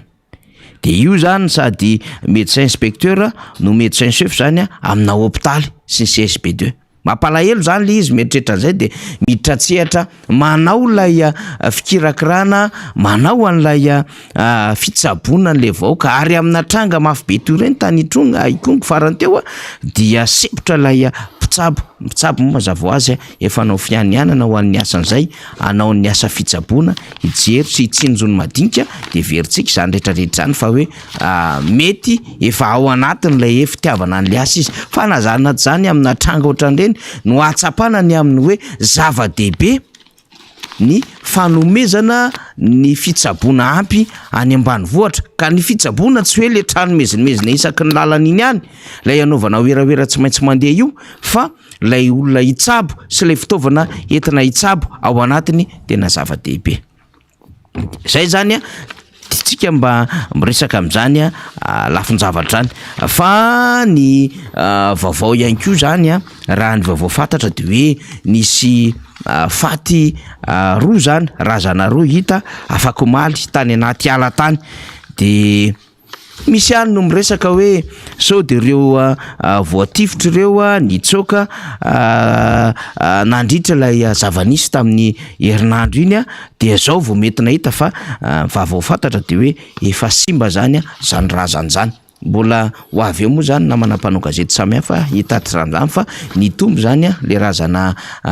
maty vokatra zay zava-misy zay. Raha 1.20 izy zany zao ka raha miampy an'reto roa reto de mety ho 3.20 raha ny fampitam-baovao samihafa zany. Lay voatifitra vereo de mety nitsoka de tanaty lobolobo sa mety fahafatesana amin'ny endriny hafa mihitsy tsisy fahampidirana, de zay zany mbola ho hitantsika eo mivaly ny fanadidina maro samihafa fa ny fampitam-baovao avy amin'ny namana. Ny olana raty eo koa dia manahirana ty zany sady manao tatitra tsika zany mba ho hitany rehetra ny amin'ny hoe ratsy ny lalana any Kongo. De rehefa ratsy ny lalana any Kongo dia anisany vesatra lehibe ho an'ny fampandrosoana zany. De azontsika antoka am'zany rehetrarehetra any misy andreo verina fa mahamaiky zay tena filan'ny vahoaka mihoatra n'izay zavatra eritreretin'le fanjakana. Eo zany ny verina le teny malagasy hoe mahafinaritra vao mahasoa ve sa ny mahasoa vao mahafinaritra. De ty zany tena ny mahasoa mihitsy ny aloha zay vao mahafinaritra. Mahafinaritra n'le mpitondra fanjakana de le teleferika. Mahafinaritra n'le mpitondra fanjakana de manao oeraoera amina fitokanana etsero zay. Tsy ahitam-boka tsoa firy fa fandanimbola mpanjakana ho resako zay rehefa avy eo satria mitomby ihany le oeraoera manko zany. Ny mahafinaritra n'le mpitondra fanjakana dia ny miatrika fotsiny spectacle na zavatra tsy de manahoana loatra ara le tokanana, ary mahafinaritra n'le mpitondra fanjakana de mety manao fotodrafitrasa zay tsy ahitam-boka tsoa eo ny eo am'le zavatra tena filan'ny vahoaka. Miverina any amin'le adevitra mahasoa ny vahoaka tsika amin'izao fotoana zao. Fa ny mahasoa an'le vahoaka de ohatrany hoe misy lalana maika be tokony amboarina, tokony vakiana.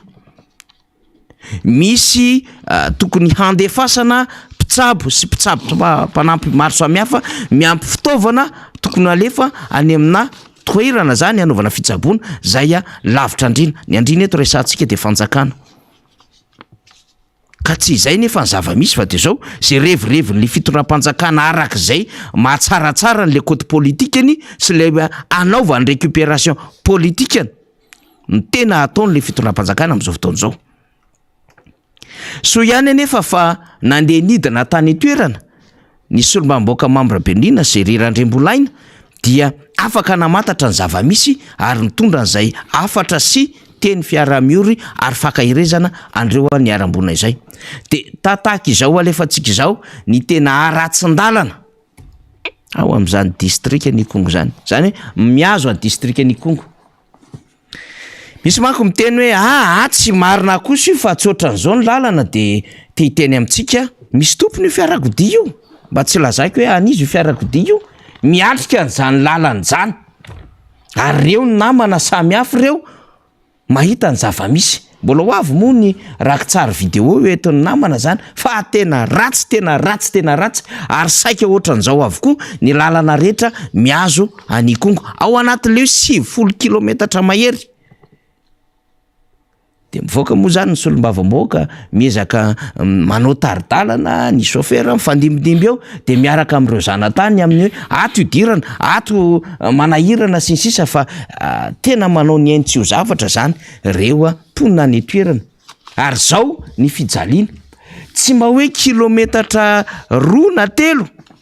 fa amin'ny lalana ray manontolo iny tompoko dia zao ny zava-manjo ndreo vaokany amin'izany district zany. De lasa mitoka-monina le district, lasa mangingina le district. Mialatsiny amin'le fomba fiteny tanora ohatrany tsisy mpanao combien le district ao anatin'ny vanim-potoana tsotra. Fa rehefa tonga ny fifidianana de tsaron'le olona tampoka le district de tonga izy amin'ny alalan'ny helikoptera. De tonga izy amin'ny alalan'ny 4x4 de miaraka amin'ny délégation be tsy fakahitana de mampanantena de mitondra groupe de misy balle be tsy fakahitana miaraka amin'ny t-shirt. Fa rehefa amin'ny fotoana teny ilain'le vahoaka azy hoe aiza le fanjakana de tsy mahita tarehana filoham-pirenena ianao. Zay anisany nanome vato betsaka an'izany filoham-pirenena zany. Na tam'ilay loza voajanahary, na tam'ilay vono ninina natao tifitra vararaka masakra hoy ny député Brunel Razafy Androfa. De omaly isika hoe nde mba andrasantsika ny conseil des ministres sao de mba hisy fanahy masina hilatsaka ihany amin'reto oloreto ka hamoaka didim-panjakana hilaza ny fisaonam-pirenena na fisaona nasionaly mikasika indrindra zava-misy ao Ikongo. Fa anky vareo ianao raha izay ny nandrasantsika de tsy izay ny tonga fa ny fanesorana ny chef district sy ny taleparitra ny filaminam-bahoaka any amin'ny faritra Vatovavy sy Fitovinany no nitranga tamin'ny filakevitra misy. Zany hoe fanadihadiana mbola mandeha tsy problème zany, aleo andeha fanadihadiana satria ny teny an'izay le mpitondra fanjakana hoe isokatra amin'ny fanadihadiana. Ny vondrona Europeana miteny amin'le hoe mila fanadihadiana maleo tena na enquête indépendante. Député Brunel miteny amin'le hoe commission d'enquête parlementaire no apetraka. Dikan'izany fanadihadiana daholo zany fa samy manana ny endriny samy hafa. Ao ny mahaleo tena, ao ny mandeha fanadihadiana eny amin'ny anteny meram-pirenena, ao ny mety fanadihadiana raisiny ny fitandrona amin'ny filaminana. Fa efa nisaoty avy hatrany na izany na zany ny chef district sy ilay directeur régional ny sécurité publique. De azontsika antoka zany na tiana na tsy tiana mahakasika ny raharaha ny Kongo izany anton-javatra na tonga ny limogeage an'ireo tompon'andraikitra roa ireo ao anatin'ny distrika sy ny faritra zay misy any Kongo. Io izy io ministera ny atitany sy ny fitsinjaram-pahefana noraisina didim-panjakana mana foana ny didim-panjakana laharana fa 1.24 tsipika 5.700 tamin'ny 4 aogositra 1.24 na ny endriny lehibe any distrika ny Kongo. Eritaona teoriana zany dia nisorona tamin'ny asany lehibe any distrika ny Kongo. Ny lehibe any distrika no mifehy ny fitandrona filaminana ao anatin'ny distrika iray. Avereny faly izy. De mbola antoily izy ministère ny filaminam-bahoaka no raisina ny didim-panjakana manafoana ny didim-panjakana laharana fa 24 tsipika 9.7 tamin'ny 9 jolay 24 na ny endriny taleparitra ny filaminam-bahoaka tao Vatovavy sy Fitovinany. Directeur régional ny sécurité publique. reo aloha zany ny fusible am'izao fotoana izao. Reo aloha zany ny tratra ao anatin'le tratra tsitsika tenena de hoe azo nakisaka aloha ka ny adevitra mety miresaka an'izany de hoe na mebaiko ve chef district tamin'ny trangany ravatra iny na hoe taraiky be ve fandraisana andraikitry ny chef district na hoe mety ho anisan'ireo tsy mahomby amin'ny asany izy amin'ny lafin'ny fandaminana amin'ny akafibean'ny fandriampahalemana sy ny fandaminana amin'ny akabeny ny rafi-piarahamonina ao anatin'izany distrika Nikongo zany ka tsy afaka ny tena ny solotena tsara na iandraiky mpanjakana satria solotena mpanjakana ny chef district de ny saoty izy de ohatran'izay ihany koa le directeur régional ny sécurité publique mety tsy nahatotosan'ny asan'ny atsakasandavany ve ny fian'le filaminana na mety misy anton-javatra hafa ve zay mety tsisy ifampidirana amin'ny Ikongo fa mety ifampidirana fotsiny de hoe faritra vatovavy Ikongo miaraka amin'ny vohim-pensimanakara karanitranga reny lafin-javatra reny de mety misy andraikitry ny any amin'ny matale isaparitry ny filaminam-bahoaka azy. Petraka daholo ny fanontaniana fa mipetraka amintsika de hoe tovy avy aiza ny baiko na tonga ny trangany zavatra ireny satria tsy maintsy nisy baiko vao nanokatra tifitra ny mpitandro ny filaminana. De eto zany tsika manomboka mijery tsikelikely amin'izay le fahaiza mamindra n'le fitondram-panjakana de arahantsika maso tsara ny fifamaliana eo amin'ny fanehoan-kevitra any an-tambajotra sosialy ka hatramina olo mavety de miditra ao anatin'izany adevitra any. Hoe notsika tsara ny fanehoan-kevitry ny solomamboaka Brunel Azafy Androfa. Hoe notsika tsara ny fanehoan-kevitry ny zanaka Antanala, ny printsy avy any toerana amin'ireny fandarana amin'ny fahitalavitra tsy miankin-dreny. Hoe notsika tsara ny fomba firesaky ny anivon'ny fitandrona filaminana indrindra ny gendarmerie-pirenena. Enotsika tsara ny fihetsiky ny fitondram-panjakana tamin'ny alalan'ny fampidinana ny ministre fiarovam-pirenena ny prime ministre tany toerana. Hoe inona marina nakaiza ahoana ny position ny fitondram-panjakana ary taoriana n'lay fanehoan-kevitra fanamelohana fiaraha-miolona ataon'ny filoham-pirenena efa nyteny ve izy taorianan'iny sa vitan'iny ihany ny fanehoan-kevitra nataon'ny filoham-pirenena. Averitsika tsara alatsinainy no mipotra le zavatra samy nanao fanavelohana an'ireny trangan-javatra tany Ikongo reny ny tompona andraiky mpanjakana rehetra na ny ankehitriny na ny teo aloha fa vita tamin'iny ihany ve ny amin'ny filoham-pirenena sa mba nisy adevitra noentina ihany manoloana n'izany trangan-javatra zany. Mba tsy nahatory andro tsy nahatory alina ve mahakasika indrindra ny amin'izay mety ho fandraisana andraikitra ny fanjakana amin'ireny trangan-javatra misy ireny. Ary maninona no tsy mety vita ny fandraisana fanapahan-kevitra mikasika indrindra amin'ilay fisaonam-pirenena. Iza no misakana any ambadika any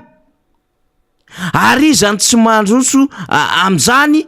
fisaonam-pirenena zany na hoe iza no mety mametraka adevitra ny amin'ny hoe zao no mety ho antony io na zao no mety tsy ilaivana an'io na zao no mety tsy de tena hametrahana andra an'izany rehetrarehetra any ho vaindohan-draharaha. Petratsika daholo zany fanontaniana zany satria adevitra ambony be ity resahantsika ity momba ny distrika Nikongo.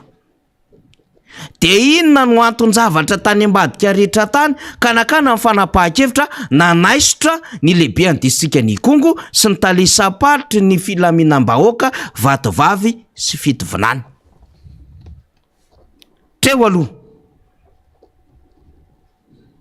mbola andeha io adevitra io ary voatra io adevitra io de mbola miandro koa isika ny amin'ny hoe aiza marina le zaza varira hita sa tsy hita, raha hita izy zay hita velona sa efa nodimandry, ary raha hita velona izy aiza narovana ny ainy, ary raha nodimandry izy sanatry avy mivavana dia ny lela aiza ny toerana misy azy. Adevitra zany satria ny solomamboaka Brunel mbola nametraka adevitra mikasika an'iny hoe mbola manjavozavo momba lay zaza sy ireo suspect avakaiza maromaro ao anatin'ny ty raharaha ty satria ny fahazonan'ireo sy ny fahanadiadiana am'ireo no ahafantarana marina ny antony ilaina lay zaza varira angalarina io kidnapeny io sy ny hoe izany maniraka an'ireo ary raha mandeha le adevitra misy resaka pimasa ho fampitomboana arena zay sa ho fitazoma-pahefana petratsika ny fanontaniana zay le teneniko hoe ty hoa katikata raha tsisy frein ary camion tsisy marche arrière miara manonja atsika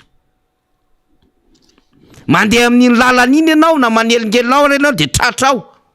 satria zany zahay de apetratsika amin'ny fanontaniana hoy isika ny fahazonan'ireo efatr'ireo zay voalaza fa anisan'ny tompon'antoka tamin'ny famonoana n'le ren'le zazavarira ka saika hanao na naka n'lay zazavarira ahafantarana ny akapokeliny sy ny akapobe marina momba ity raharaha ty mikasika indrindra ary isokafa ny adevitra ny aminy hoe zazavarira any Toliary zazavarina any varira any amin'ny faritra Tsimondrefana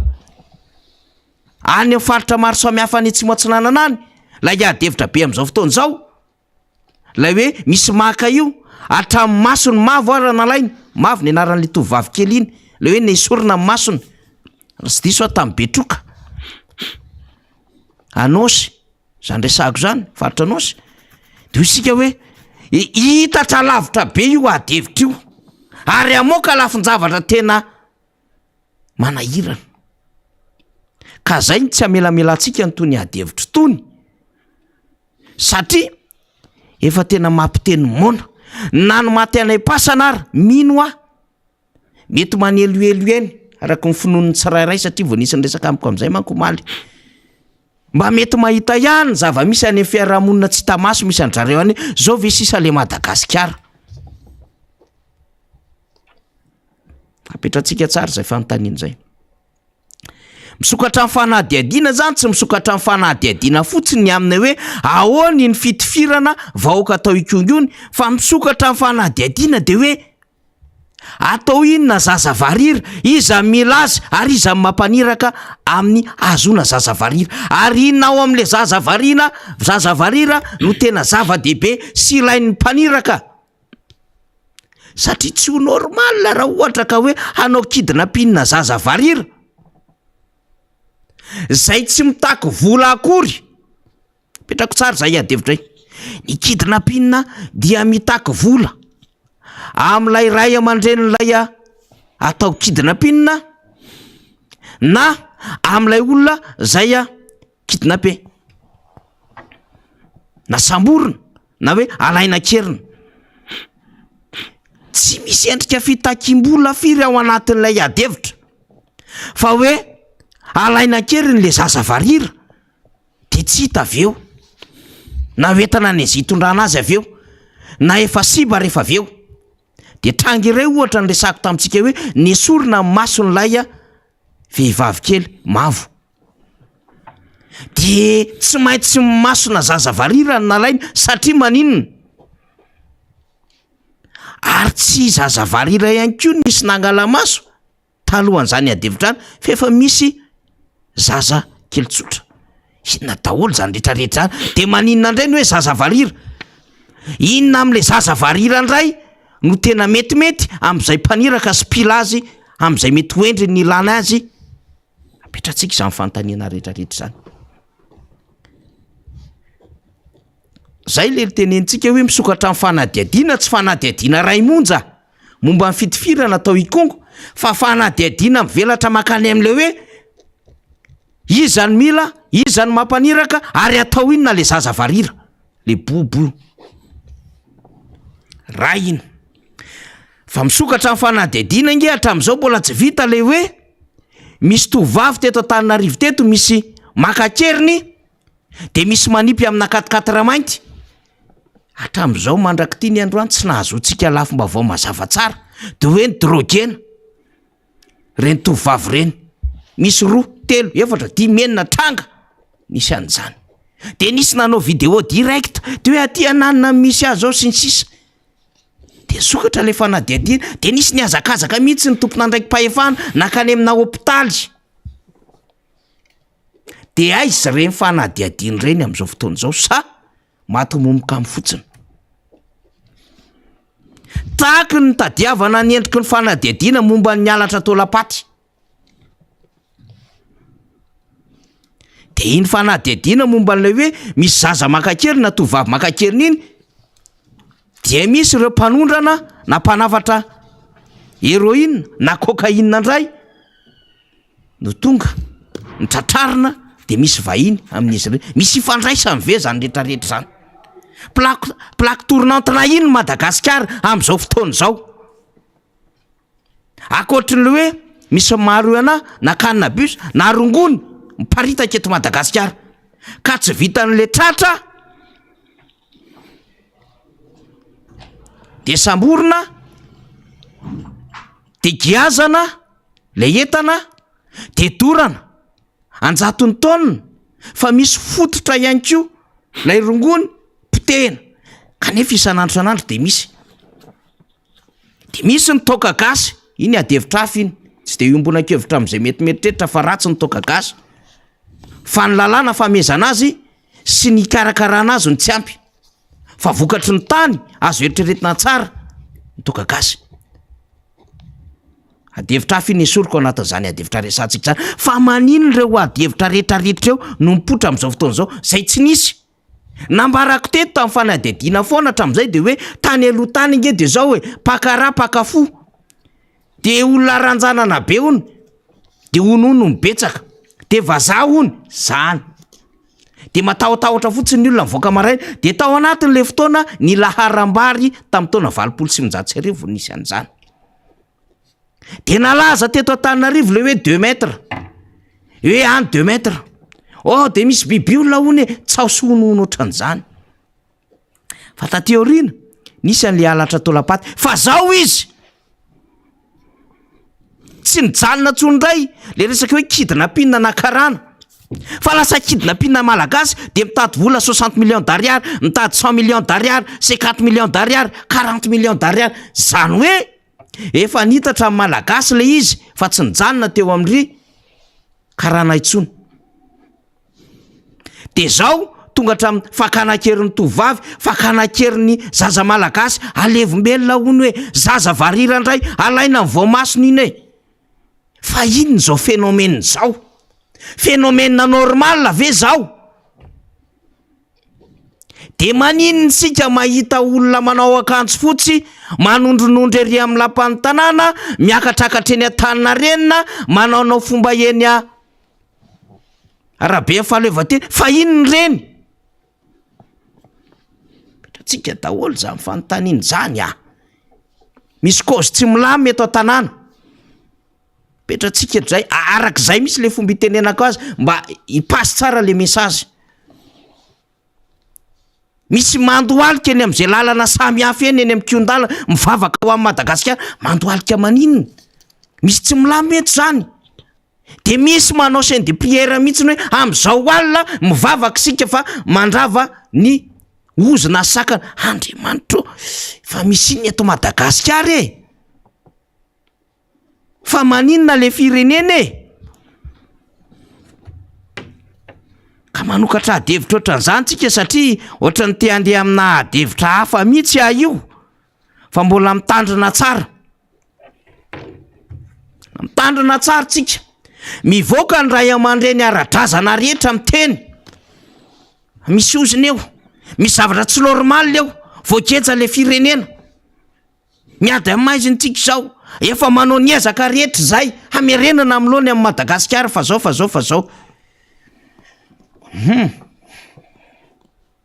kapitala daholo zany anton-javatra rehetrarehetra zany fa maninona misy adevitra mandeha hoe misy mpimasy Manoela efa teto ny teny an'izany misy anaran'olona zay avy any atsimo tsy te ananana itonona le anarany lohaninona zay fa maninona ny tonga an'izany ny adevitra ny kristianina rehetra zany raha ohatra ka mahatsiaro tena maro anisy eto Madagasikara de tokony isaina lalan'izany.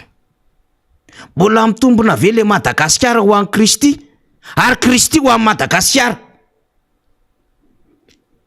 Fa maninona no misy raha mandrika eto sy eroa ka tsy miseho amin'ny alalan'ny fitifirana fotsiny ihany sy ny vonolona sy ny fandrobana ataon'ny dahalo fa miseho amin'ny alalan'ny lozam-pifamoivozana mitsara rany eto sy eroa. De firy litatry ny rano nefa latsaka teto Madagasikara. Fa maninona menjera ny vato be? Ary maninona no rehefa tonga ny tondra-drano samihafa mihoatra lavitra zay tondra-drano sy ny loza voajanahary nisy hatramin'izay no mahazo amin'ny Madagasikara. Petratsika daholo ny fanontaniana fa misy zavatra tsy milamy eto. Misy zavatra tsy milamy eto. Fa ohatry ny fanontaniana rehetra petraka ihany moa zany rehefa mahita amin'izao tranga any Kongo zao tsika. Miaina zao zava-misy eto Madagasikara zao tsika. Mino fa tsy zao Madagasikara fa diranovana potika zao no nieritreretiny napoina. No avy Madagasikara ka raha nyteny izy hoe ny ranomasina ny valam-pariako dia ny dikan'izay iray ny malagasy rehetra. Afatry ny ombala be maso. Afako zay. Tsy izao no nieritreretiny ry Andriamahazonoro, ry Andriamandisoarivo, ry Andriamisara Efada, ry Andriandahafotsy, Ratsimilao sy izay rehetra ny ado an'ity Madagasikara ty na itoera nanana izy azy tsy izao. Fa misy zavatra tsy milamy meto ka ny ady rehetra nataony reny ray aman-dreny,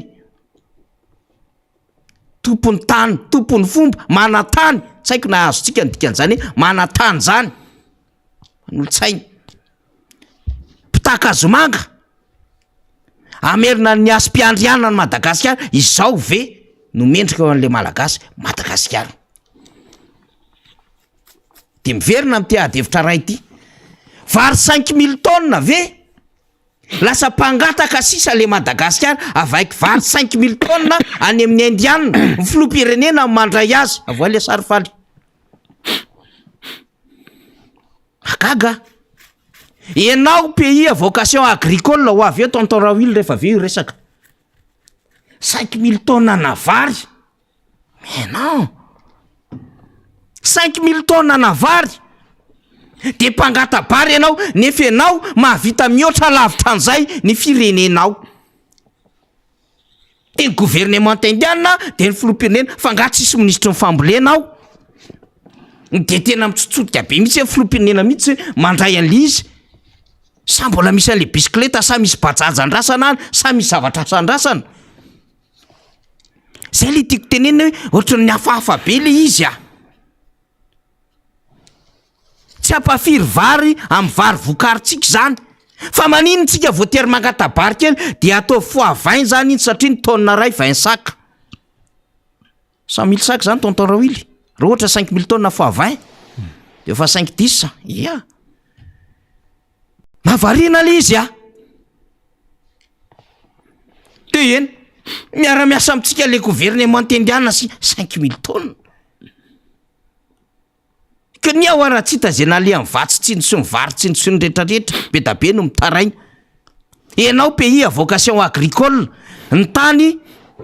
mbola tsy nitsandrahanao, mbola misy 4 millions d'hectares tsy nitsandrahana, mbola tokony ho tsandrahanao, enao mangatabary. Ny olona efa ela be no niteny teto, ok zay ty importation ty. Fa andao exportena vokatritsika, dikan'izay mila mamokatra tsika. De iny fahafaly. Merci président. 5 000 tonnes avy mangataka izahay.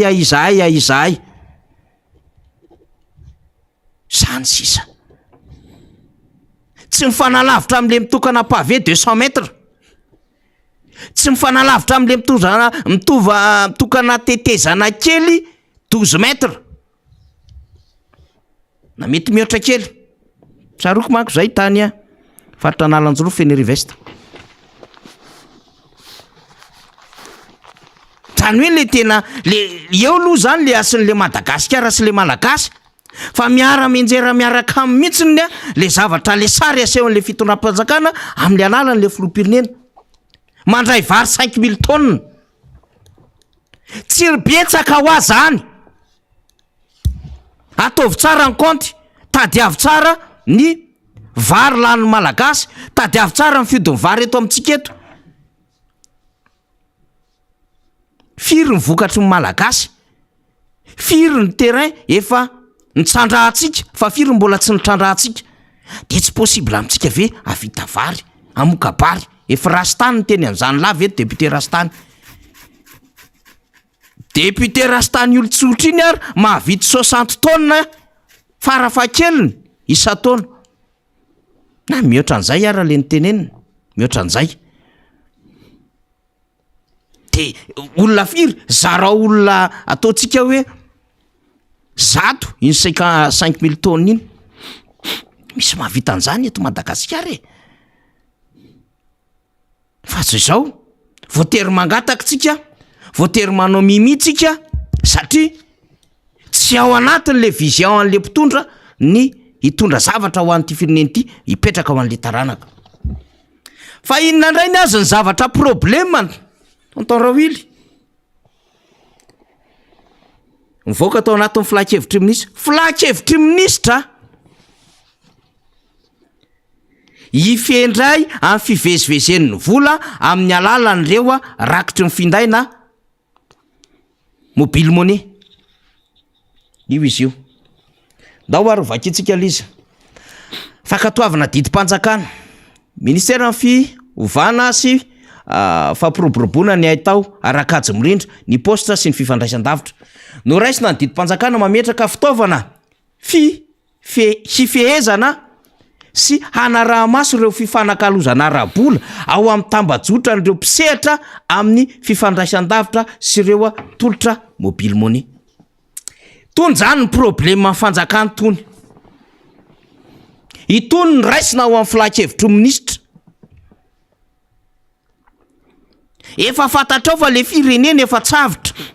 fa mba mihevitra n'le hoe avitrable ty mba miala aminay hoe inavitrable de mba misy zavatra mba araharahana amin'le teknôlôjia zay mbola tsy ara-dalàna firy moa zany ny eto Madagasikara mihoatry ny any ampitan-dranomasina zay fa lasa lava de iny mba manao hoe paiement amin'ny alalan'ny jirama iny mba manao paiement ny canal sat iny mba manao paiement amin'ny alalan'ireo iny ty resaka vente flash kely samy hafa ity de mba mifanakaiky indray ny fianakaviana tsy voatery miandry ela be any amin'ny banky fefa mba tout de suite angakaingana de mandeha le transfert le vola ka nalavitra be ary izy any Antsiranana afaka mandefa ny volany zanany izy aty Antananarivo na any Tsakabary izy na ny Mahalevona na ny Anjemangirana na aiza toerana misy azy de mba manana izy fomba hifandraisany amin'ilay fianakaviany sy le zanany mba handefasana an'le vola le transfert io zany satria tsy voatery isy banky daholo ny toerana rehetrarehetra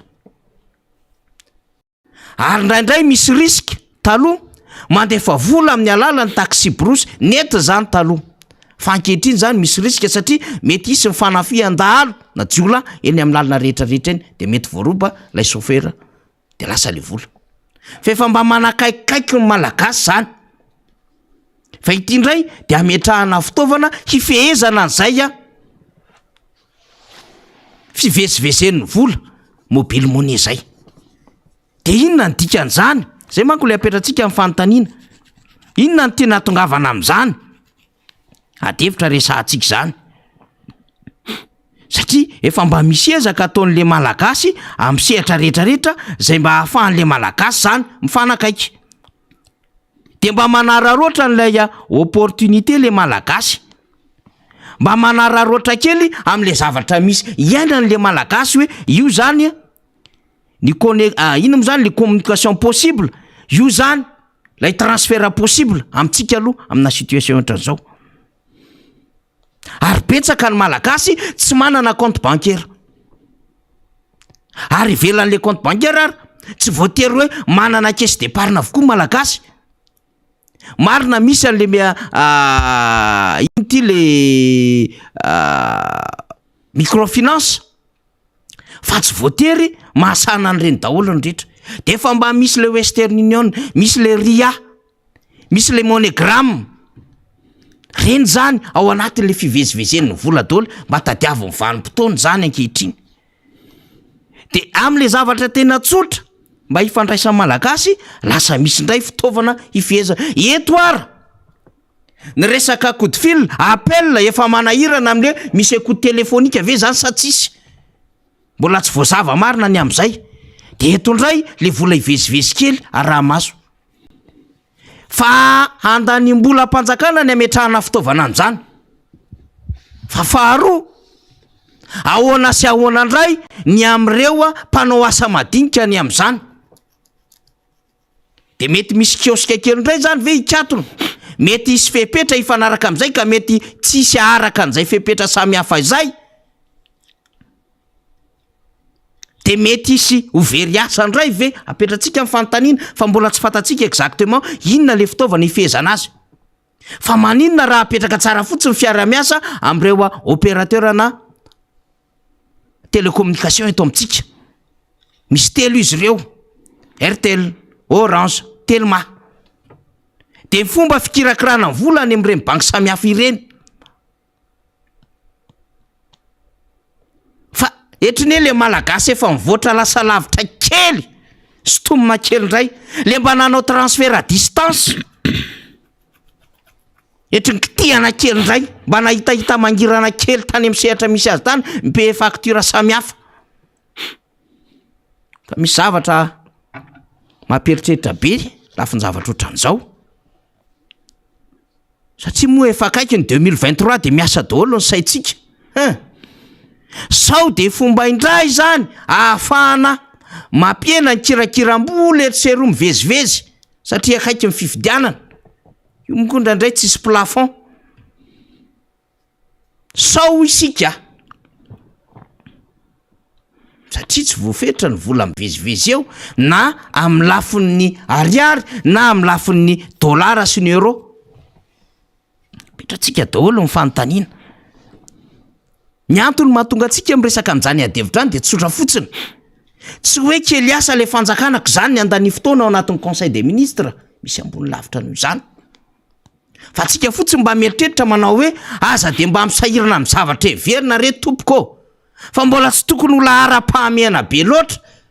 Fa mba mivakilo mba miasasaina amin'izay zavatra rehetra tokony mba andanitsaina. Ohatra, raha ohatra zany zao ka ministera amin'ny posta sy ny fifandraisan-davitra sy ny ahitao arakajy mirindra no mandray an'ireny fanapahan-kevitra eny. De ndeha ivereny le adevitra momba ny digitalisation, mampigrevy ny mpianatra akato seran'i Madagasikara sy votovorony io. Hoe tsy mila digitalisation zay. Satria zany no mahataraiky ny fandraisana an'le vatsim-pianarana. Maninona tsy zany ny asana saina? Ny resaka digitalisation amin'ny karama mampiasa mpanjakana, zao indray hatramin'ny sotronono, ny frama sy ny rehetrarehetra. Mpampianatra, tiako tenenina azafady. Maninona tsy zany ny asana saina e? Fa inona indray ny tiany ho fehezana amin'tony? Efa manahirana ny mametraka vola sy maka vola any amin'ny banky. Asa izay plus de 5 millions d'ariary na 10 millions d'ariary.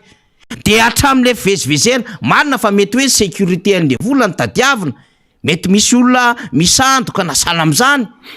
Fa tokony apetraka mazava ny sécurisation zay miainga any amin'ilay opérateur na télécommunication. Ka tsy hisy olona afaka hisoloky. Fa niendriky ny fivezivezena aleo alalaka satria mba ilain'ny vahoaka malagasy le transfert à distance. Ny any ampitan-dranomasina efa lasa lavitra e. Ny olona any ampitan-dranomasina mipetraka ao trano fotsiny. De mandeha amin'ny alalan'ny connexion, amin'ny alalan'ny informatique efa informatisé, ny fomba ahafahana rehetrarehetra mietsena, ny fomba ahafahana rehetrarehetra manao ny paiement en facture sy ny asa rehetrarehetra. De fa mba iny le malagasy jejojejo kely. Fa mba manomboka hoe mandeha miditra any amin'ny atsena grande surface kely madinidinika de iny, ao payeko paray mivola ty, Orange Money ty. efa tsisy piesipiesy mivezivezy zany ao anatin'ilay atsena. Efa mba manomboka fa mbola lavitra le dingana fa efa mba manomboka kely mba manaraka n'ilay fivoaran'le tany mandroso de apetraka indray le hoe arahamaso tsara averiny kely izy teo faly tsara mariana tsara misy ty voasorony inona moa zany ana amin'ny mavomavo ty zany misy an'ilay solinena tsara zany amin'ny mavomavo le fitaovana hifehezana sy anarahamaso ireo fifanakalozana arabola eo amin'ny tambajotra andreo mpisehatra amin'ny fifandraisan-davitra sy ireo tolotra mobile money. Fitaovana hifehezana sy anarahamaso ireo fifanakalozana de mazava ho azy isy zavatra hafandray zay ifanaraka am'izay asa isy texte vaovao misy zavatra manahirany ty zavatra ty fa resantsika amin'ny fotoana manaraka fa tsetratsetsatsiaritra ny lazako ny amin'ny hoe efa any amin'ny faritra varatrandro poeraoera sasany efa mandefa selfie efa any ny sasany de faribaibaigodra sy ny sisa de efa ifety be taky ninona mihitsy ny any avaratry ny nosy any andany volam-panjakana ampiseho mihitsy eo amin'ny lafin'ny communication rehetra fa izy ny tena tompon'ilay fotodrafitrasa ora ry io série ikongo ary io sy koa misy an'izay satria tonga anatin'ny saiko manko le raha namana nodimandry mbola mafy be ny fandrindrana sy fandaminana n'ilay endrik'ilay zava-doza fitifirana ny tranga zay mbola mandeha ny fitsidiana sy famangina manjo samihafa zany zava-misy eto Madagasikara. Miaraba tonton Ravily. Miarabanao faniry de miaraba koa ny mpanaraka ny ty Aino Amanjery, Aino Vakijery, Aino Amanjery, MBS ty eto anivon'ny firenena Radio Madako, Radio Mada ny any amin'ny tambazotra serasera moa de manaraka sika hatrany velany any de miarabanareo rehetra ela de ela tsy nandalo teto ny tenanay vaky bay fa 500 sika zao firy motsika an'izany iny 400 ay de zay ny iny ary na resaka sika eto androany ela sy tonga satria betsaka ny andraikitra zany ary tena tsy araka ka eto ampiandohana zany de ny zavatra horesasika ngamba raha lahatra de inona mo ny maresaka eto amin'ny firenena moa de reny raha tany kongo reny miondrika mpanajana am'ireo amana manjo zany ny tenanay amin'ny zavatra ny trangatany ary inona no fandraika amin'ilay zavatra ny trangatany kongo zany amin'ny trangan-javatra eto amin'ny firenena ho velabelarantsika ny amin'izay manaraka an'izay sika de hoe inona zany manoloana an'ireo zavatra mitranga ireo inona no atao ahoana lay resaka concertation nationale aiza le fipetrany efa voninanao ve ny fitondrana sa mbola manilikilika na miala-pa sa ahoana zany ho resantsika zany rehefa aveo ary ny amarana anazy de hoe ahoana ny rehefa avy mitanisan'ireo trangan-javatra maro sika de milaza hoe inona ny famitinana zany inona le ndraikitsika olo-pirenena satria ny tena miresaka eto amin'ny alalan'ny citoyen olo-pirenena fa tsy amin'ny alalan'ny etiko politika ary zay ny sorana ny fahitalavitra MBS ny radio zany ny radio madasy ny sisa voalaza teo hoe misokatra kokoa amina olo-tsotra sy ny fiarahamon'ny pirenena fa tsy hoe resaka radio ny atoko ihany na de fahitalavitry ny atoko ihany de akasitrana ianareo manasanay zany ka ny zavatra ikongo angamba nresantsika tontoramisa hoana aloha tsy haiko hoe taizy ianao tamin'ny fotoan'andro iny aloha zany na anaraka vaovao tsara misy solotenan'ny fivato ve any am'ireny faritry reny vatovavy fitovinany efa misy fivato any fa mbola tsisy barao mitsangana aloha efa maro mpikambana any na kongo zany aza misy ka ainona hitaditra koa ndao ary an'ilay zavatra misy fijery fiarahamon'ny pirenena zany fijery ny fiarahamon'ny pirenena aisika ny teninao teo faniry Ohatrany mbola miteny ianao 220 ny maty fa efa miakatra 30 mahery ane zao. Satria misy maty any amin'ny hôpitaly any araky ny tatitry ny solombavam-bahoaka Brunel zay omaly arivo. Ny vatana avy any Kongo. 720 miaraka amin'ireo maty kelikely amin'ilay miditra hôpitaly zany. Nisy keo mbola gadra voatifotra koa le mandositra koa nisy ray maty keo zany. Raha rotikely no miteny an'izay satria misy gadra zany zao ikongo tadiavina am'izao fotoana zao marobe de anaovana fanambaram-pitadiavana ireo gadra reo. Misy satria rehefa nitranga le zava-misy iny ohatrany hoe manapaka kely tonton raha satria mapita an'le vaovao samihafa dia mibanaka amin'ny fonja. De lasa nody tany an-trano ny sasany fa rehefa avy eo zany rehefa somary ny lamindamy matonotony kely le rara de miverina tamin'ny toerana zay misy ny fonja reo gadra reo zany fa misy ny tsy miverina. Ny 270 zao no tafaverina fa tohatry ny 100 mahery sa mbola misy 470. 470 be zao. Zay mbola tsy anaovana fampiatsona. Donc zany feno vao zany. De hevitra vaovao zany tena. Io mbola olana zay vaovao zay fa le azafady ka mbola olana satria raha araky ny vaovao tatitra avy any raika amby 30 ny tena maty zao manodidina ny raha tsongo iny. Ka eo lay efa noeraoera ry avaratra andeha any fisako lay resaka ho teo hoe ahoana ny sy anaovana fisaonam-pirenena mikasika ny raha iny. Fa nga misy vola lanina momba n'izany ka hoe mbola tsy araka fa iandro famasiny bako mondial indray anaovana fisaonam-pirenena ohatra. Misy zavatra réflexe automatique tokony atao mba anehoana zany hoe tena firaisapo sy tena firaisam-pirenena marina zany amin'ny voina ankeza be ohatran'izao zay geste tena tokony ataony fitondram-panjakana. Nefa de ohatrany gagany maro fa ohatrany tsy misy zay zavatra zay ka mampametra-panontaniana ihany hoe sody mba tokony jerena lalindalina kokoa ny raha ohatrany tony nitranga tany Kongo tony. Ireny moa raha Kongo reo maro be ny trangan-javatra ohatran'io eran'ny Madagasikara. Zay fivato rehefa miresaka eto tsy mamina vina fotsiny fa misy asa ataonay any ambanivohitra any ary mahita zavatra maro sy mandray fitarainana olona maro be mikasika an'ity resaka exécution sommaire na fitofirana tsy misy fisarana ity. Efa maro ny tranga ohatran'io amina zavatra tsisy dikany loatra. Misy aza ny any amin'ny sasany resaka trosa araka ny eno amin'ny tambazotra seraserany de ahiditra violon de mahafaty olona fitakina trosa ampiasaina amina fitakina trosa ny mpitandro ny filaminana any amin'ny toerana maro any ambanivohitra any. Ireo le sasasasany mpanao vary maitso ireo izy tsy mpanao ara-panara-dalàna koa satria raha tsika mahafantatra fa tsy ara-dalàna ny fanaovana an'izany. Fa rehefa misy vola tsy azo ka tsy voaverina amin'ireny fanaovana vary maitso ireny de mampiasa mpitandro ny filaminana ireny mpanambola ireny. Dia samborona izay tomponatoka de ahiditra any amin'ny fitazomana any amin'ny violon any zany dia ao no terena amin'izay. Zany tranga zany maro be.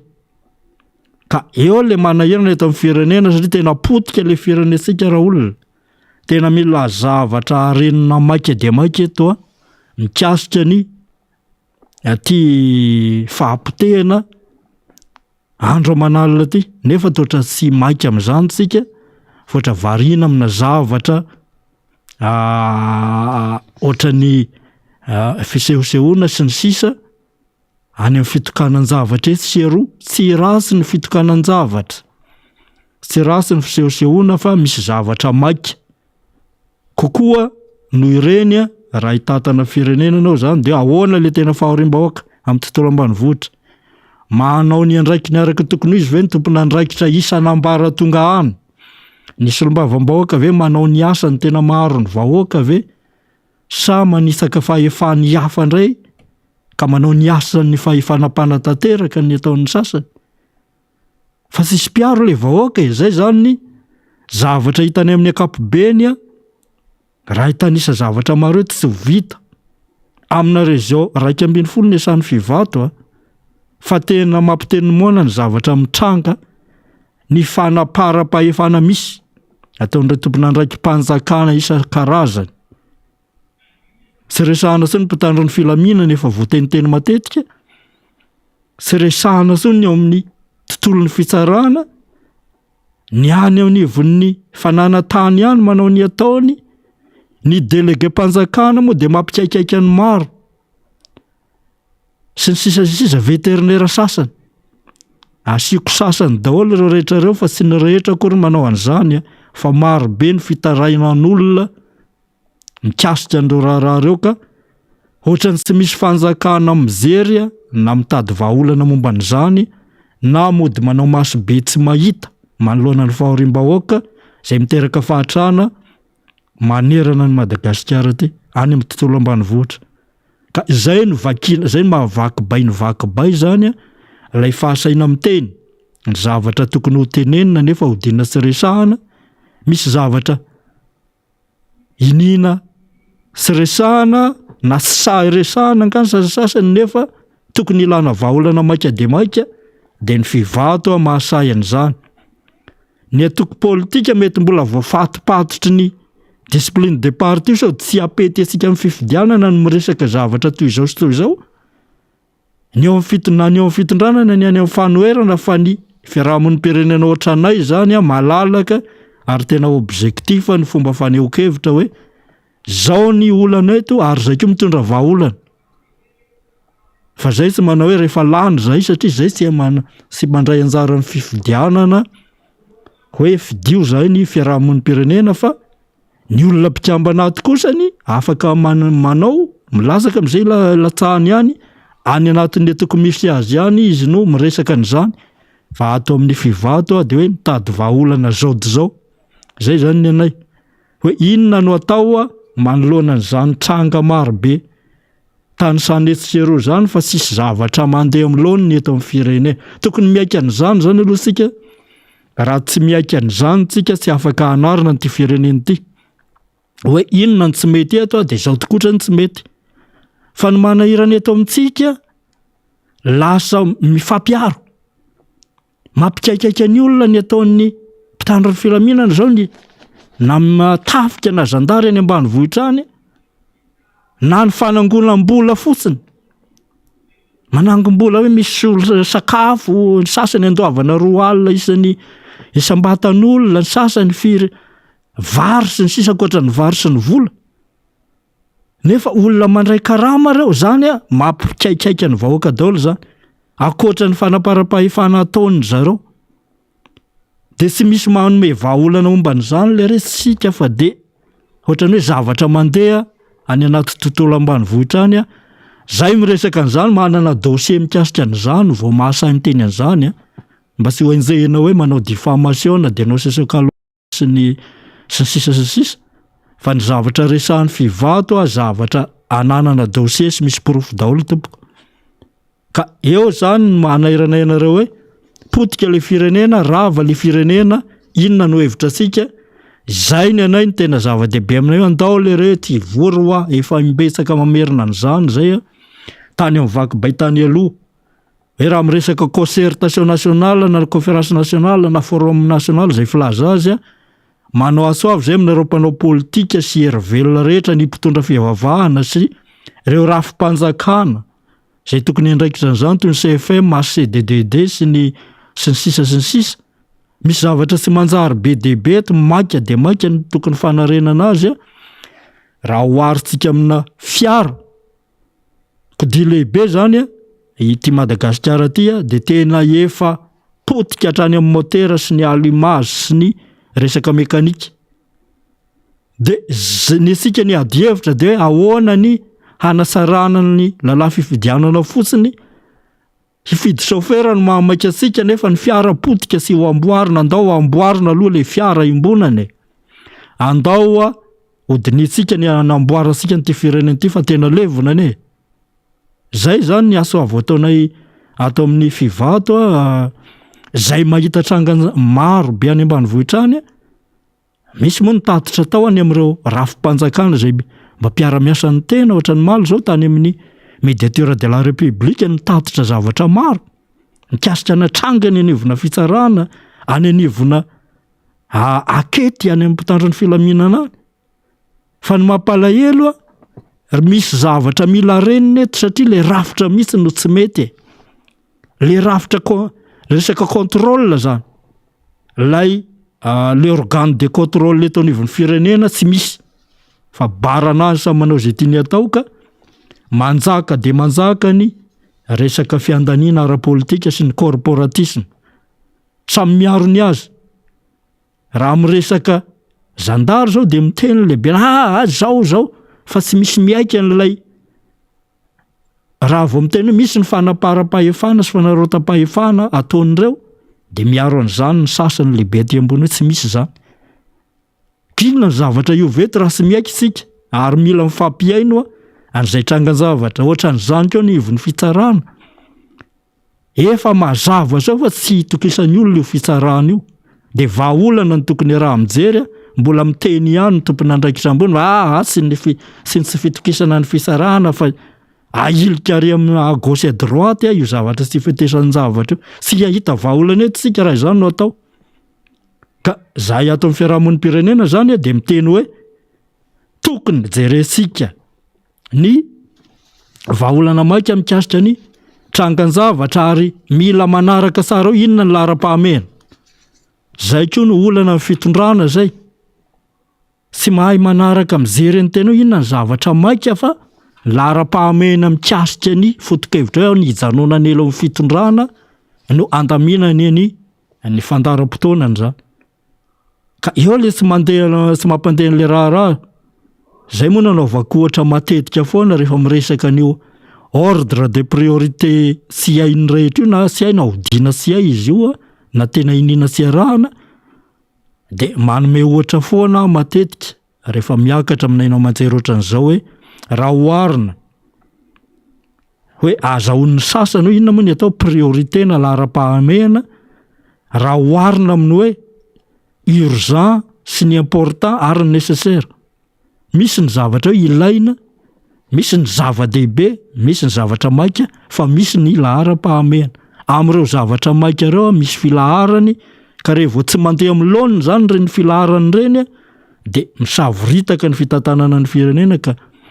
zay no anaovako an'ireny ohatra hoe le ohatra amin'le ronono mandroatra sy ny salaka latsaka sy ny rafozana tonga moa matetika no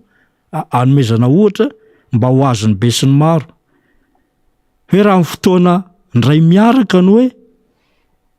nanao fotoana amanginy anao le rafozanao de efa mandondonanao ambaravarana nefa ny an-dakozia ny ronono mandroatra le andraisana n'le rafozana feo andanin'izay ny salakanao latsaka ny salaka moa tamin'ny andro taloha manahirana mandany fotoana ny mamatotra an'iny inona ny lara-pahamena amin'izay zavatra telo zay miara mitrango anatina fotoana ray raha lasaka ny salakanao ka hamoan'ny rafozanao any ambaravarana de eritrereto ny zavatra mitranga amin'izay raha ny ronono any an-dakozia indray no vonjainao mialoha satria mandroatra fa ho tapitra nefa ny salaka sy misy de tibahany ronono mandroatra ny fandehan-javatra raha ny zay dikan'izany zany tsy maintsy mamatotra salaka aloha ianao zay no atao hoe lara-pahamena de zay vao mamonjy an'le ambina ronono mandroatra ry an-dakozia ary mamoa ny varavarana any amin'ny rafozana amin'izay ianao satria eo anao afaka miala tsiny zay no atao hoe manaraka lara-pahamena zay fa raha mbola afangaro ny mpitondra ny hoe nécessaire ny important ny urgence ny priorité de io ny fandehan'ny raharaha-pirenena tsy fantatra tsony inona ny maika farany ka ny amin'ny zavatra tsy tokony hisehoana mahamenatra no hisehoana toy ny lazainao teo faniry hoe andray vary 10,000 taona ve de filoham-pirenena no andray an'izany fa manina raha mba ministry ny fambolena na ministry ny raha mbahiny farafarasany fa tena manahirana ny zavatra misy eto amin'ny firenena ka mila isy zany zavatra zany mila zavatra maika eto ao andeha le io resaka conférence na concertation nationale io misy tsika rehefa avy eo mila miresaka zavatra ngeza be kirotana ambony ambany le fiara Madagasikara hatrany amin'ny motera ho ny vilebrequin fa dernier côte ny allumage tsy mandeha amin'ny fale ny boîte sy ny poa efa maneno daholo ny frein mipotsaka ny coupelle sy ny sisa fa ny ady hevitra sika iza no hitondra ny fiara amin'ny izay anoloana ny chauffeur io alohan'izay edina hevitra zay alohana andao amboarina aloha ty fiara imbonany ty ho vita tsara zay vao miady hevitra no iza no hitondra azy am'izay ahoana mba hamarina ny fifidianana iny any amin'ny farany ka zay zany de tsy misahatry ny miaso ny mpanao politika rehefa ivory ianao an'izany concertation zany ihany reto olana be de be fa misy amin'ny vahoaka zao de zao reto andao resaha maresaka zao olana tsy lany ny volam-panjakana satria nahoana mangalatra dao le hatrany atapony tonga ry ambany ery fa nahoana no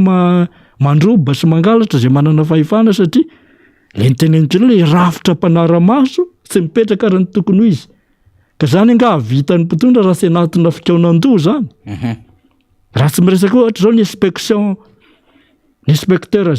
ny inspection ny général ne de l'état nga ianao afaka ohatra zao misy maire tokony ho jerena ry nga ianao afaka miasa ndao jereo ry fa mbola makalalana any amin'ny primature sy any amin'ny présidence ianao vao afaka manao an'izany zany zao rafitra tsy mety inona ny tsy antsinany zany zao misy miana zany de manara roatra ka nidikany zany arovana zany reo olona zay praetoko amin'ny tena de savy amparisina angalatra reo hanohanana anao fifidianana fanontaniana na apetrako barangy fa manao affirmation gratuite fa izany zavatra maika tokony ho jerena hoe ny eto amintsika ny olona ho contrôlevana koa no ny mikote na misapote ny sous-tuteleny exécutif ny organe de contrôle mila reniny zany rafitra zany raha tena ametraka n'izany tena état de droit zany isika na hoe tena hoe tany-tandalana eto amin'ity Madagasikara ty zay zany fomba fizerinay société civile momba n'io raha io ahoana ny mikasika ny ty fitsarana ty zay mampikaikaiky ny maro fa lasa ohatra ny resaky ny moana sy ny maraina ianao raha miresaka mpisarany de valibotana anao taony ny anay de 50-50 zay mo sincere be ny 50% faly amin'ny vodidy avoakanay 50% tsy faly satria tsy maintsy misy ny resy sy ny mpandresy tsy atao valy boribory ohatran'izany izy ty zany hoe tsy vonina ifanisy zany ka le tsy fananana sy te hienona ny hafa ny hevitry ny hafa io zay le zay raha mieno ny hevitra zaho eto de me rehefa le misy miteny eo amin'ny fitondrana hoe sy tokony misy conférence nationale fa sosikevitra ny tokony alefanareo fa nga io sanandro io moa tsy sosikevitra fa nga mandray an'izany eo amin'ny fitondrana mo raha nandray ny sosikevitry ny mpanohitra hatra amin'izay sy ny olo-tsotra sy ny fiarahamon'ny pirenena tsy nisy nylaina an'izany zany conférence na concertation nationale za fa le toe-tsaina hoe zay zao no eto de zay ataonay fa rehefa tonga ny 2023 raha laninareo atao zay ataonareo zay le mila hovaina potika le firenena zay ny toe-tsaina ananasika ka tsy maintsy ilaina le fivoriana anarenana an'izay hoe tsy atao jadona kolakoatran'izany ny fitantanana ny firenena sy ny fifampitondrana eo amin'ny ampitatana ny firenena sy ny fanoherana fa samy tompona andraikitra samy tompony ty Madagasikara ty sika de samy manana andraikitra ny tokony mijery an'izay fanatsarana an'le firenena ka ny fivato de manana le toe-tsaina hoe tsy mijery arina tava sy tsy manao vaindrahala tsy marary de miady amin'izany tsy rariny amin'ny endrindrehetra sy amin'ny sehatra rehetra zany satria mila mametraka fitoniana maro lafy zay vao azo eritreretra zany fampandrosoana firenena zany ka zay mahatonga ny miady amin'ny kolikoly miady amin'ny fanaparam-pahefana sy ny sindry azo lena ny zaravilana ny tsy endriny amin'ny resaka fahalovana amin'ny endrindrehetra zany ka misy ny zavatra azo atao zao de zao anatina fikambanana maro be ny fikambanana eto Madagasikara fa le toesaina manilitra ny andraikitra fotsiny any amin'ny mpitondra zay no ahitsina hoe misy zavatra azo atao zao de zao zay no anairana atsika na iarahana amin'ny mpanao politika zany fiaraisaman'ny pirenena anavotana ny firenena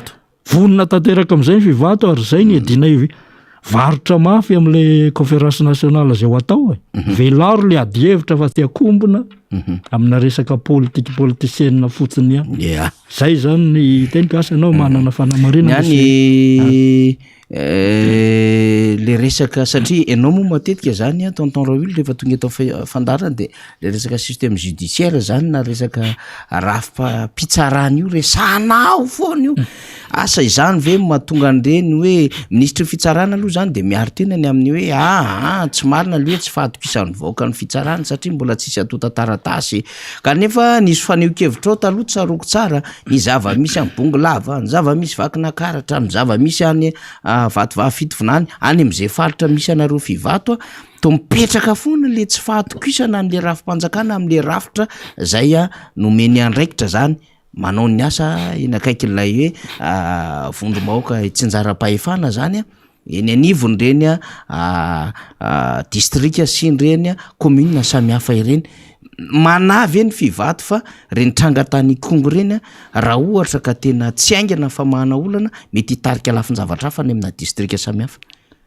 za efa miteny tao fa efa mitrangana efa misy tsieno any amin'ny sasany any raha faty olona kiray roa any ka tsieno fa be debe any fa rehefa besaka ohatrany miaraka izy de io ohatrany hoe efatramo-zay io misy foana ka iandrasantsika inona sy raha oviana sa iandrasana aniza zany zavatra zany zay no mahatonga anay manaitra an'le hoe araka le teninao teo miresaka foana système judiciaire sy ny système administratif ny reo mpampiatra lalàna reo zany fa inona moa no mahatonga an'ireo inona no mahatonga ny firenetsika tena lasa tany sy tandalàna tanteraka satria ny fampiarana ny lalàna tsy mandeha araky ny tokony ho izy de mipetraka reny fa ty fanahoana ny tsy mandeha araky ny tokony ho izy ny fampiarana ny lalàna inona no antony mahatonga ny mpampiatra lalàna manomboka any amin'ny fisarana ny mpitandro filamina sisisa tsy afaka mampiatra araky ny tokony ho izy zany lalàna zany inona misy fanontaniana be debe tokony apetraka inona ny tena mahatonga ny kolikoly am'ireo zany tokony ho resahana ny motivation ve ty apy raha sy apy de ahoana tsy tokony ho motivena ve raha hoe hitady an'izany tantandalana zany sika ka izay miresaka an'io foana hatram'izay hoe ny système judiciaire système administratif zany ny rafi-pitatana na ny fanjakana mihitsy sy ny rafi-pisarana ny fisarahany fahefana amina anatina gestion républicaine mihitsy tsy mipetraka araky ny tokony izy eto amin'ny firenena ny atao hoe république fitantanana république dia tsy misy olona tokana manana ny fahefana rehetra eto raha toka mifanaiky tsika fa anao an'izany fanjakana républicaine zany fa raha mbola te anao an'ilay fanjakana andrina fa modiky république ny resahana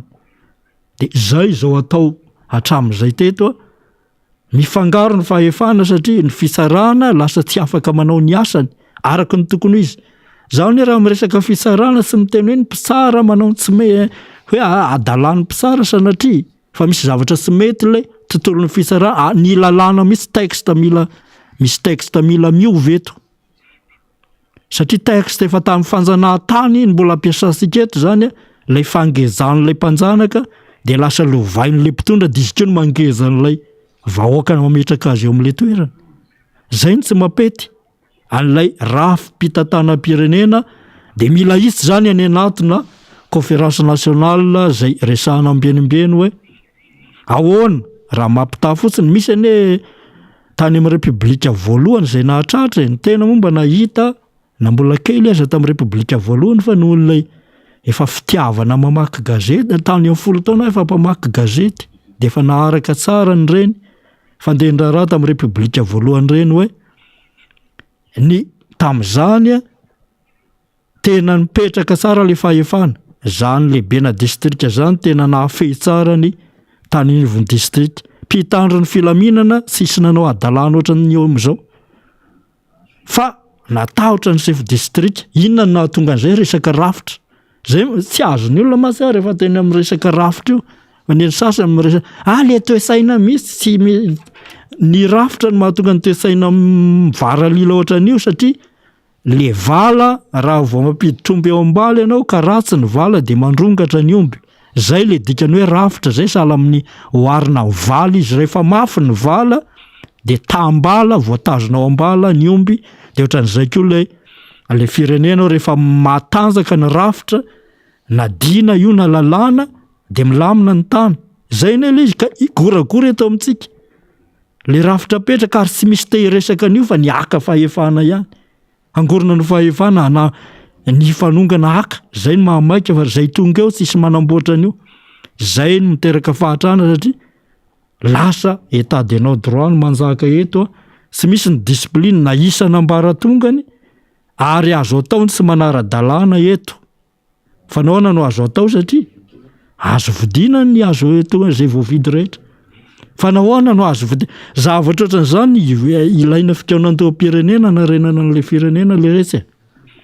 fa tsy resaka blé maniditsidina fa mila mijery matotra maika am'izay sika am'ty firenesika ty fa potika ane resako teo zao le teninao faniro le ahoana ny resaka système judiciaire ny lalam-panorenasika zao milaza fa misy ny atao hoe conseil national de la justice zay misy solotena mpanjakana misy solotenan'olom-bafidy fiarahamon'ny pirenena nga misy misangana zany ny inspection générale de la justice keo ny ao anaty lalam-panorenasika amin'ny article 107 zany fa tsy misy misangana zany ka mampametra-panontaniana hoe lay mpitondra ve manana finiavana ny ametraka ny tany-tandalàna sa tsy manana no mahatonga ohatran'izao baranahany tsy inona no zavatra voakontrôlevanao am'izao vokatra zay zavatra zay tsy apy le vola miditra misy eny tsy misy anaovana fampandrosoana de lasany vola avy any velany no ireharehantsika hoe mahavita an'izao sy zao lalana zany tsy misy volam-panjakana vonina anaovan-dalana eto hatramin'izay fa matsimbola avy any amin'ny firenena ivelany daholo manao an'io ao anatina continuité de l'état na fitohizam-panjakana fa le zavatra mahamaika antsika eo ahoanany ametrahana tany-tandalàna mba ahafahana hoe mampiditra ny vola arak'izay tokony io satria betsaka ane ny arena eto amin'ny firenena fa lasan'ny olombitsy fotsiny de mila ampidirina lay vola araky ny tokony izy ahafahana manao fampandrosoana zay ny tokony reharehanao tamin'ny andronay zay zao no tena mba irinay hoe rehefa zay no nitondra de raha 50 000 milliards ny budget national de rehefa nitondra zay lasa 100 000 milliards de lasa vita ny lalana raha izany no ataon'ny mpitondra de manaika fa misy ny fandrosoana eto fa mihena indray ny vola tafiditra nefa ny fandaniana mitombo inona fahatranany ny vokatra zay de takotakonana amina zavabita zay rahatsika mahafantatra fa famatsimbola avy any amin'ny firene-kafa daholo nanaovana zavatra eto de zay ve no ireharehantsika de hatrany amin'ny vary de miarivo taonina avy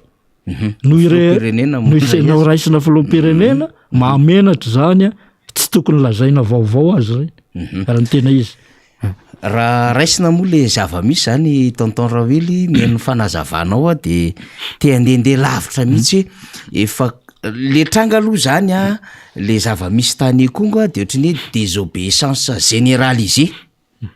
zay mihitsy le fomba andikandikana azy zany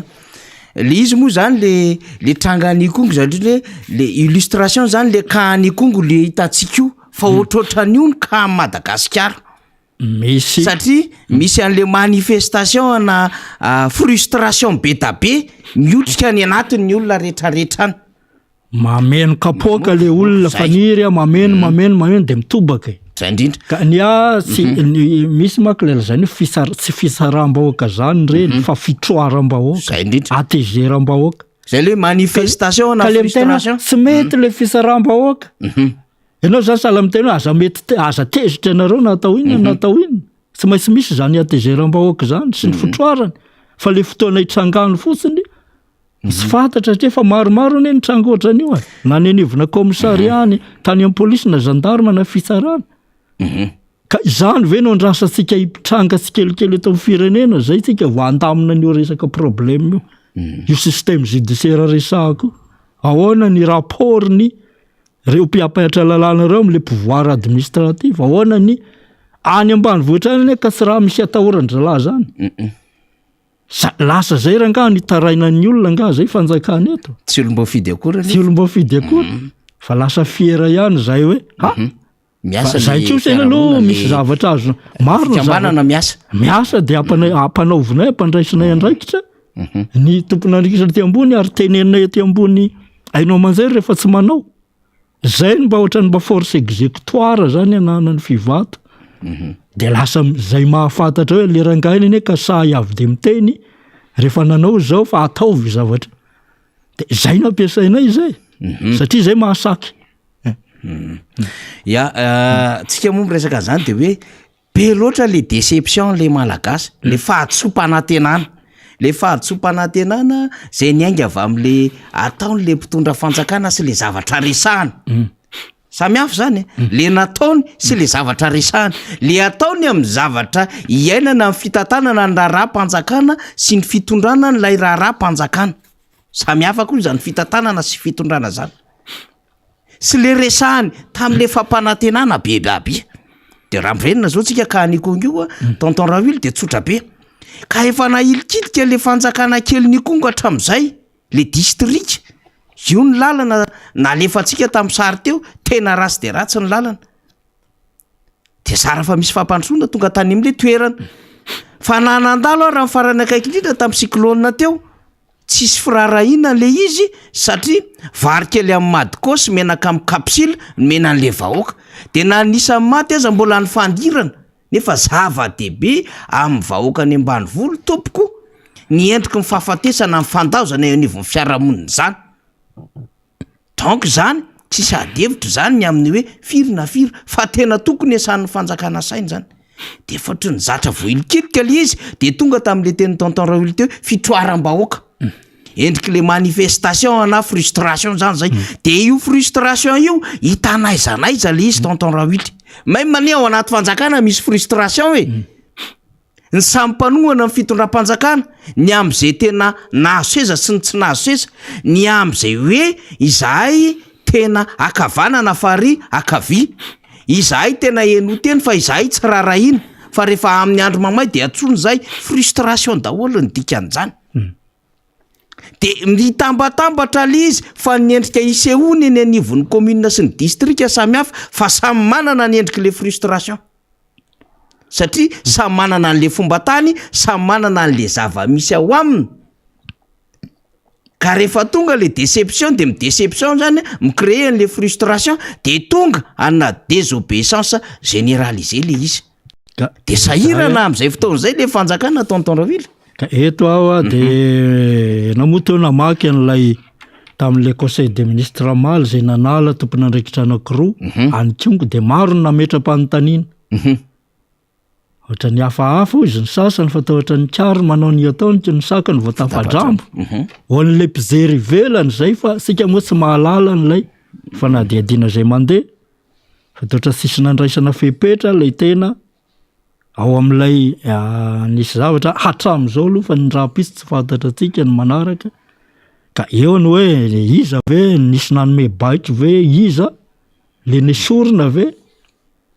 ary ny tena mahavarinana de le ato am'le hoe ao am'le sécurité publique na filaminam-bahoaka indray any amin'ny tompon'andraikitry ny polisy ene zany nefa gendarme no nitifitra gendarme nitifitra ka ny polisy no nesorina de zaho aloha mametra-panontaniana hoe inona ny dikan'izay sa tsy misy ifandraisany amin'ino ve io sa zavatra hafa ndraiky io de zany zavatra zany zavatra manahirana eo amin'ny fitantanana firenetsika daholo ka eo na de miteny fa te andalina tsara nyty resaka rafim-pisarana sy ny fanjaka tanytandalanty ao faniry fa sy azony olona mihitsy izy io no tena maro hoe inona moa no mahatonga io rehefa goragory io inona ny fandraisany zany amin'ny kibonao sy ny vilaninao sy ny tanora sy mananasa sy ny sisa satria zany ny olana fototra eto resaka sakafo asa ho an'ny tanora ny fampianarana sy mandeha amin'ny laoniny ny fahasalamana ny fandriam-pahalemana io ny fotony io satria rehefa tsy misy état de droit tompoko zay no mahatonga le reo rafitra mpiady amin'ny kolikoly na manao ezaka toninina aza tsy tafavoaka satria rava daholo zavatra rehetra rehefa anivona fitsaranany de fantatry ny mpanao adalàna rehetra zay zavatra zay eto Madagasikara anao raha mangalatra miliara de lanina ny 500 millions de mbola manana 500 millions fa mety migadra herintaona fotsiny de alohan'olona manao an'izay misy zany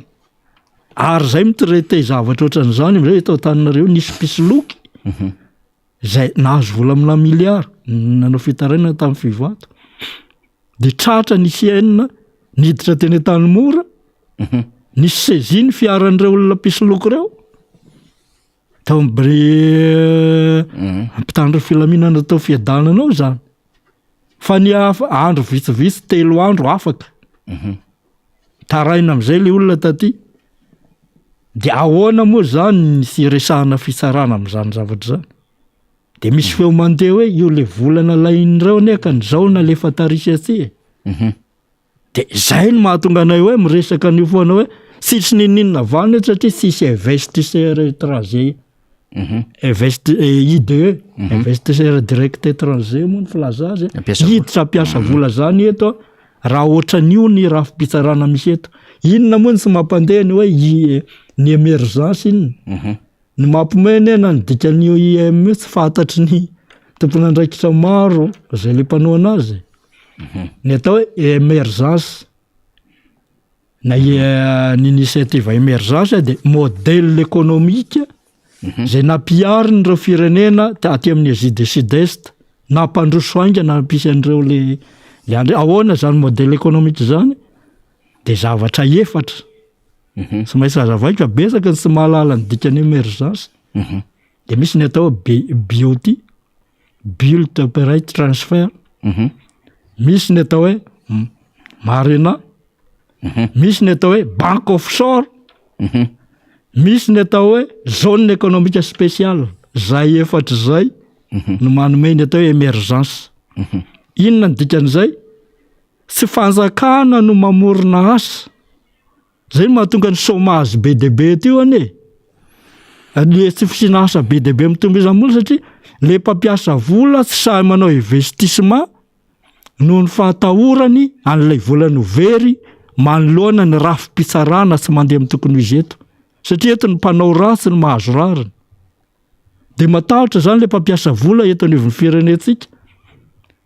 ka iza ny atao BOT zao raha miresaka zao atao hoe autoroute Tamatavy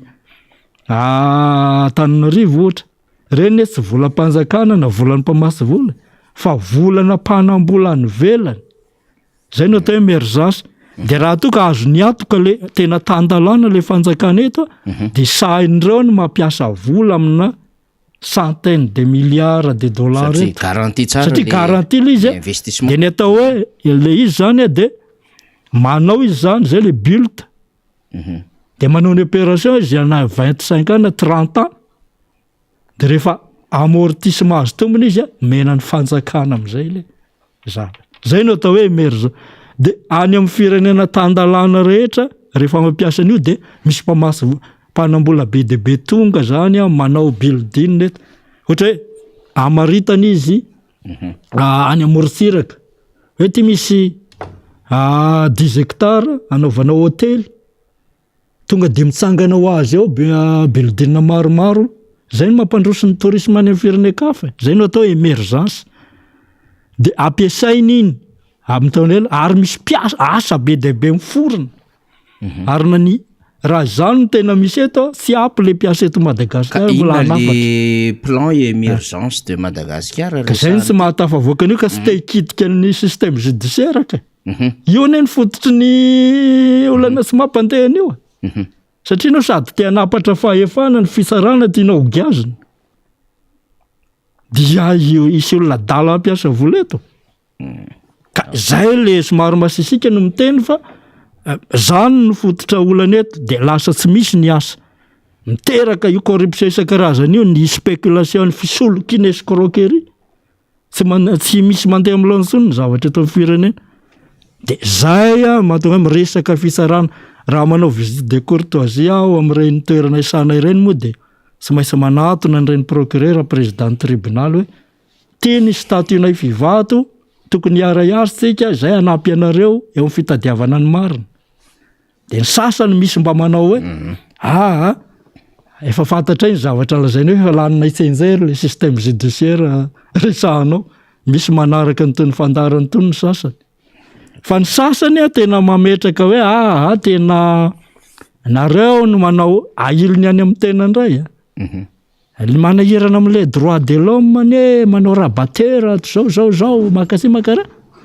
Ka le définition le rabateur zany mila azavaina koa hoe inona moa no atao hoe rabateur marina. Ny rabateur zany dia mpanelanelana ao mpisara mpamoaka didy na mpamotsitra amin'ilay olona iaran'ny raharaha zany. Ka tsy fantatra problème-ny le amin'io tontolona fisarana io karazan'olona telo no vezivezy ao. Na lay rabateur, na misy olona mitondra tena satria ny resaka langage juridique rehetra zany io besa, tsy misy zavatra sarotra ohatra ny tontolona fisarana ny fidirana birao. Mitondra olona ny olona hanampy azy. Na andika ny teny ohatra zao resaka hoe affaire civile sy pénal zany efa tsy hain'ny sasany manavaka an'izany.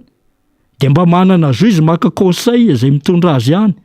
Indray sakanan'ny mpisara civile ny hiditra. Satria sady manao témoignage ny firesahanao ve. Indray no lazainy rabateur. Manahirana. Le tena rabateur ny rabateur tsy afaka mamoaka gadre. Fa ny mpisara ihany no afaka manao an'izay ka iny le panelanelana ka rehefa tena manana finiavana anafoana ny rabateur alao hiditra ao izy de gadrany tokony ny fahefana. Fa naona no ahilika aza makatina reo. Ka aza manao lasa manao diversion zany. Za tena somary mahitsitsy satria asana isanandro zany zavatra zany mifanolana momba an'io foana matetika zay. Fa ny sasany mpisara sasany sy ny rehetra kosa tena mametraka tonga hoe zao no manao an'io. Misy zany fitorian'ny sasany sy raisiny. Meo telo tapitrisa aho de avy de samborika zao de zao le olona misy manao an'izany. Tena zavatra misy dossier-nay zany. De zany no fisarana iainasika. Meo an'izao de ahiditra herinandro aloha de avoaka indray. Misy ady varotra ohatran'izany.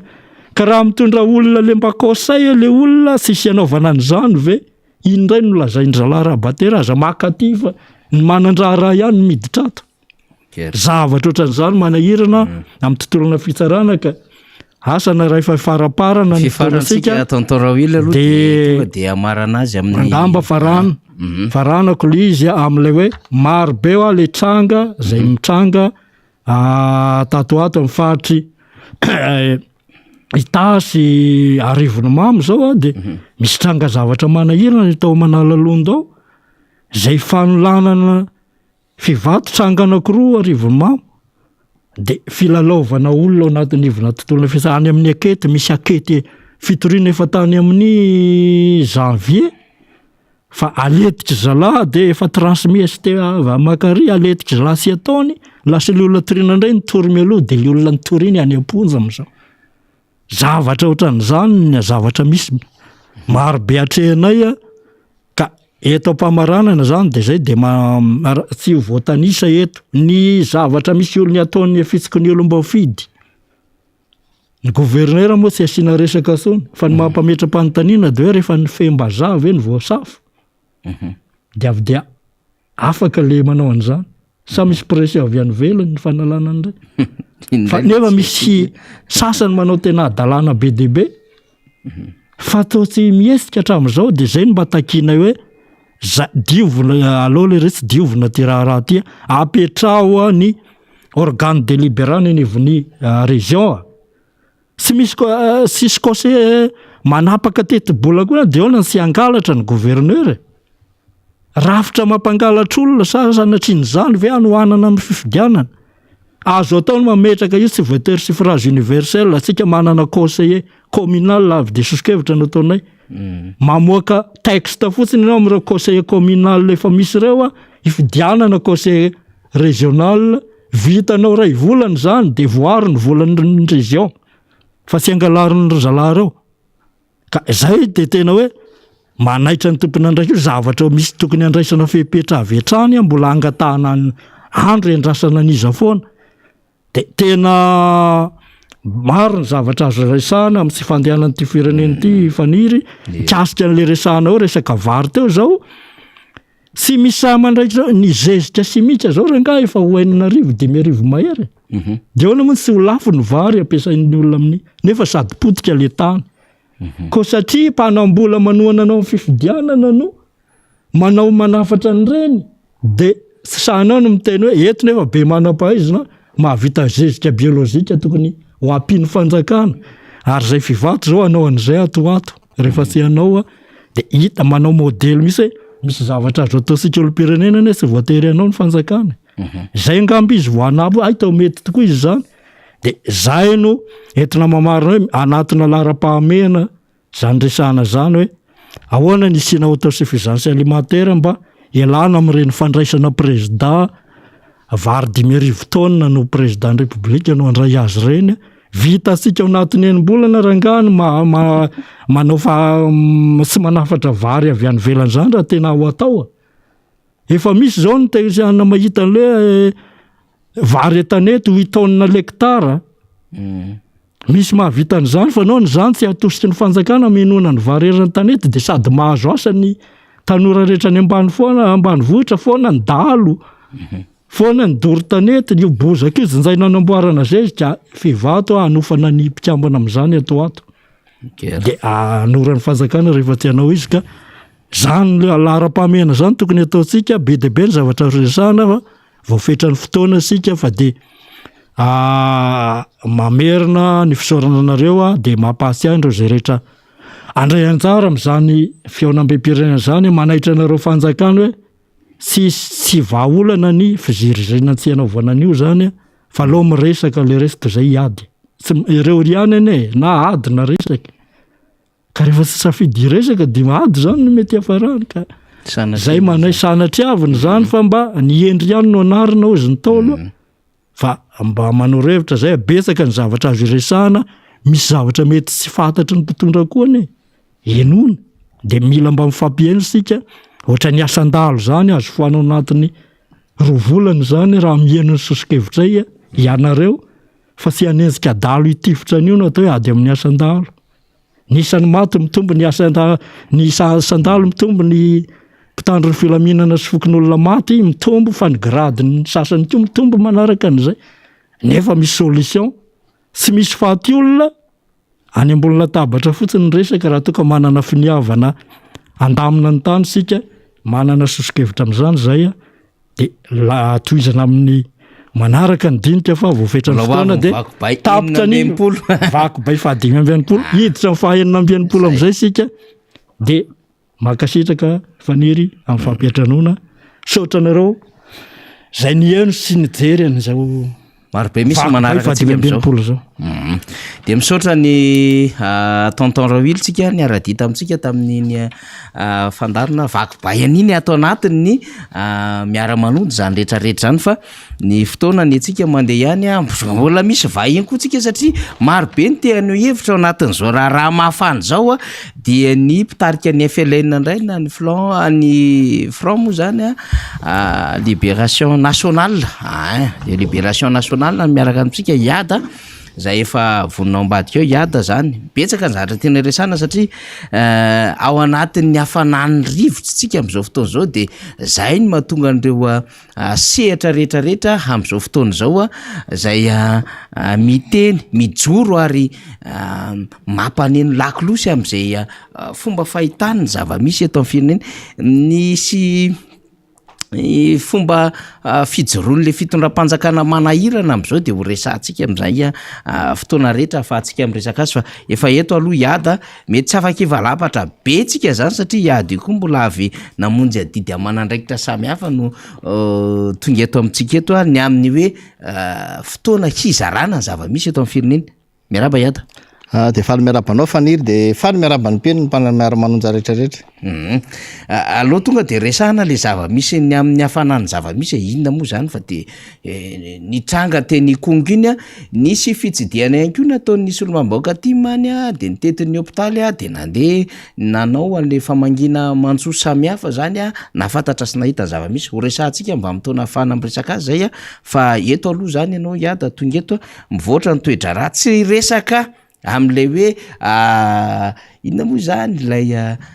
fitifirana itsony ny adevitra fa mivoatra indray ny zava-misy am'izao fotoana zao ankoatran'le fitifirana mbola nisy ohatrany hoe faty rohita aiza ho aiza le zaza varira aiza marina ny nalehan'le efatra le voarorohita am'ty raharaha ty fa ankoatran'izay le fonjavaky mbola sy tafaverina ny efatra am'y 90 am'ireo gatra de anaovana fikarohana manokana arak'izay navoaka ny depese informative taratsy de any de hoe fonjany kongo gadra ray no maty ozy izy efatra am'y 90 mbola karohana 270 nefa tafaverina sakoroka tao anatin'lay zava-nisy daholo ty iada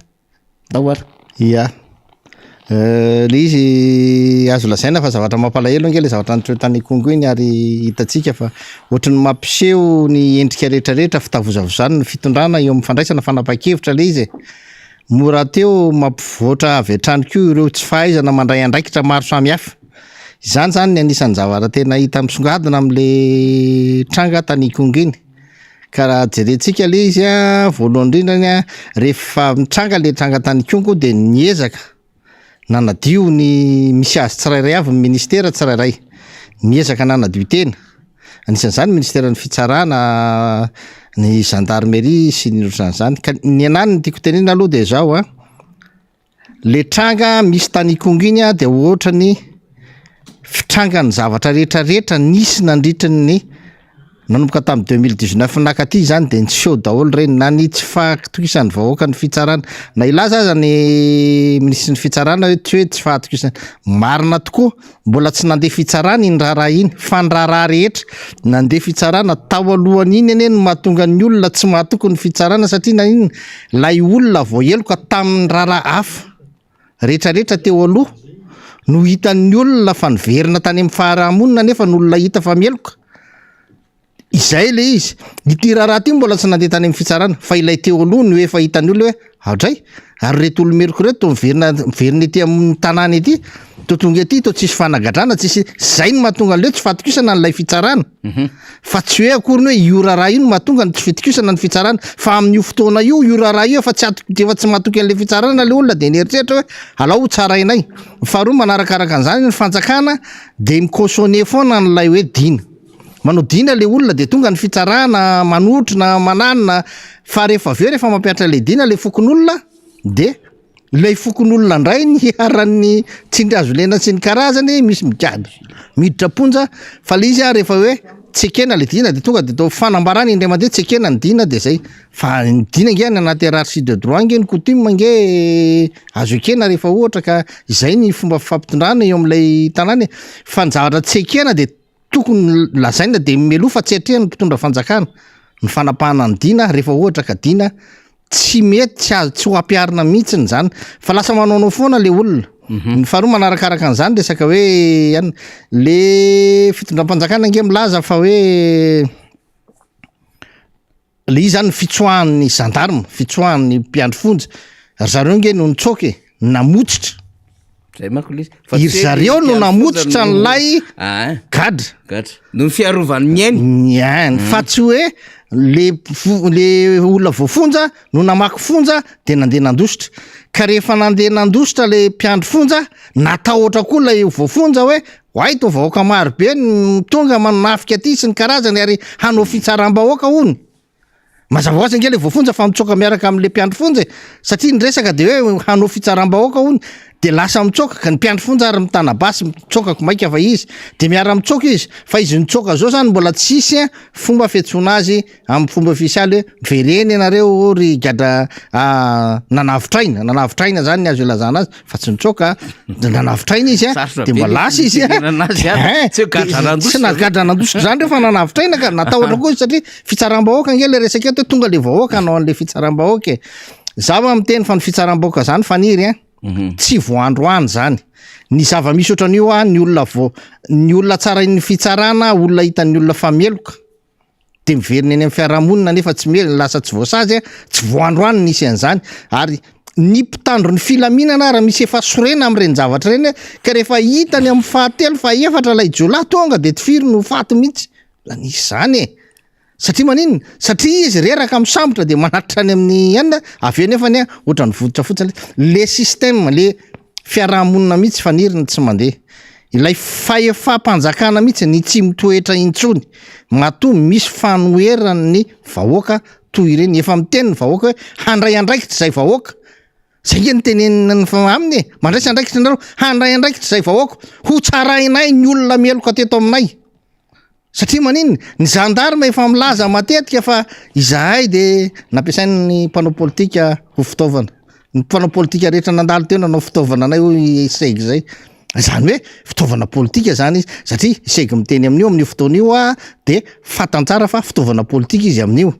ampiasain'ny mpanao politika izy amin'io de ho an'ny vahoaka zany hoe reto varina amin'ny fitaovana politika azy fa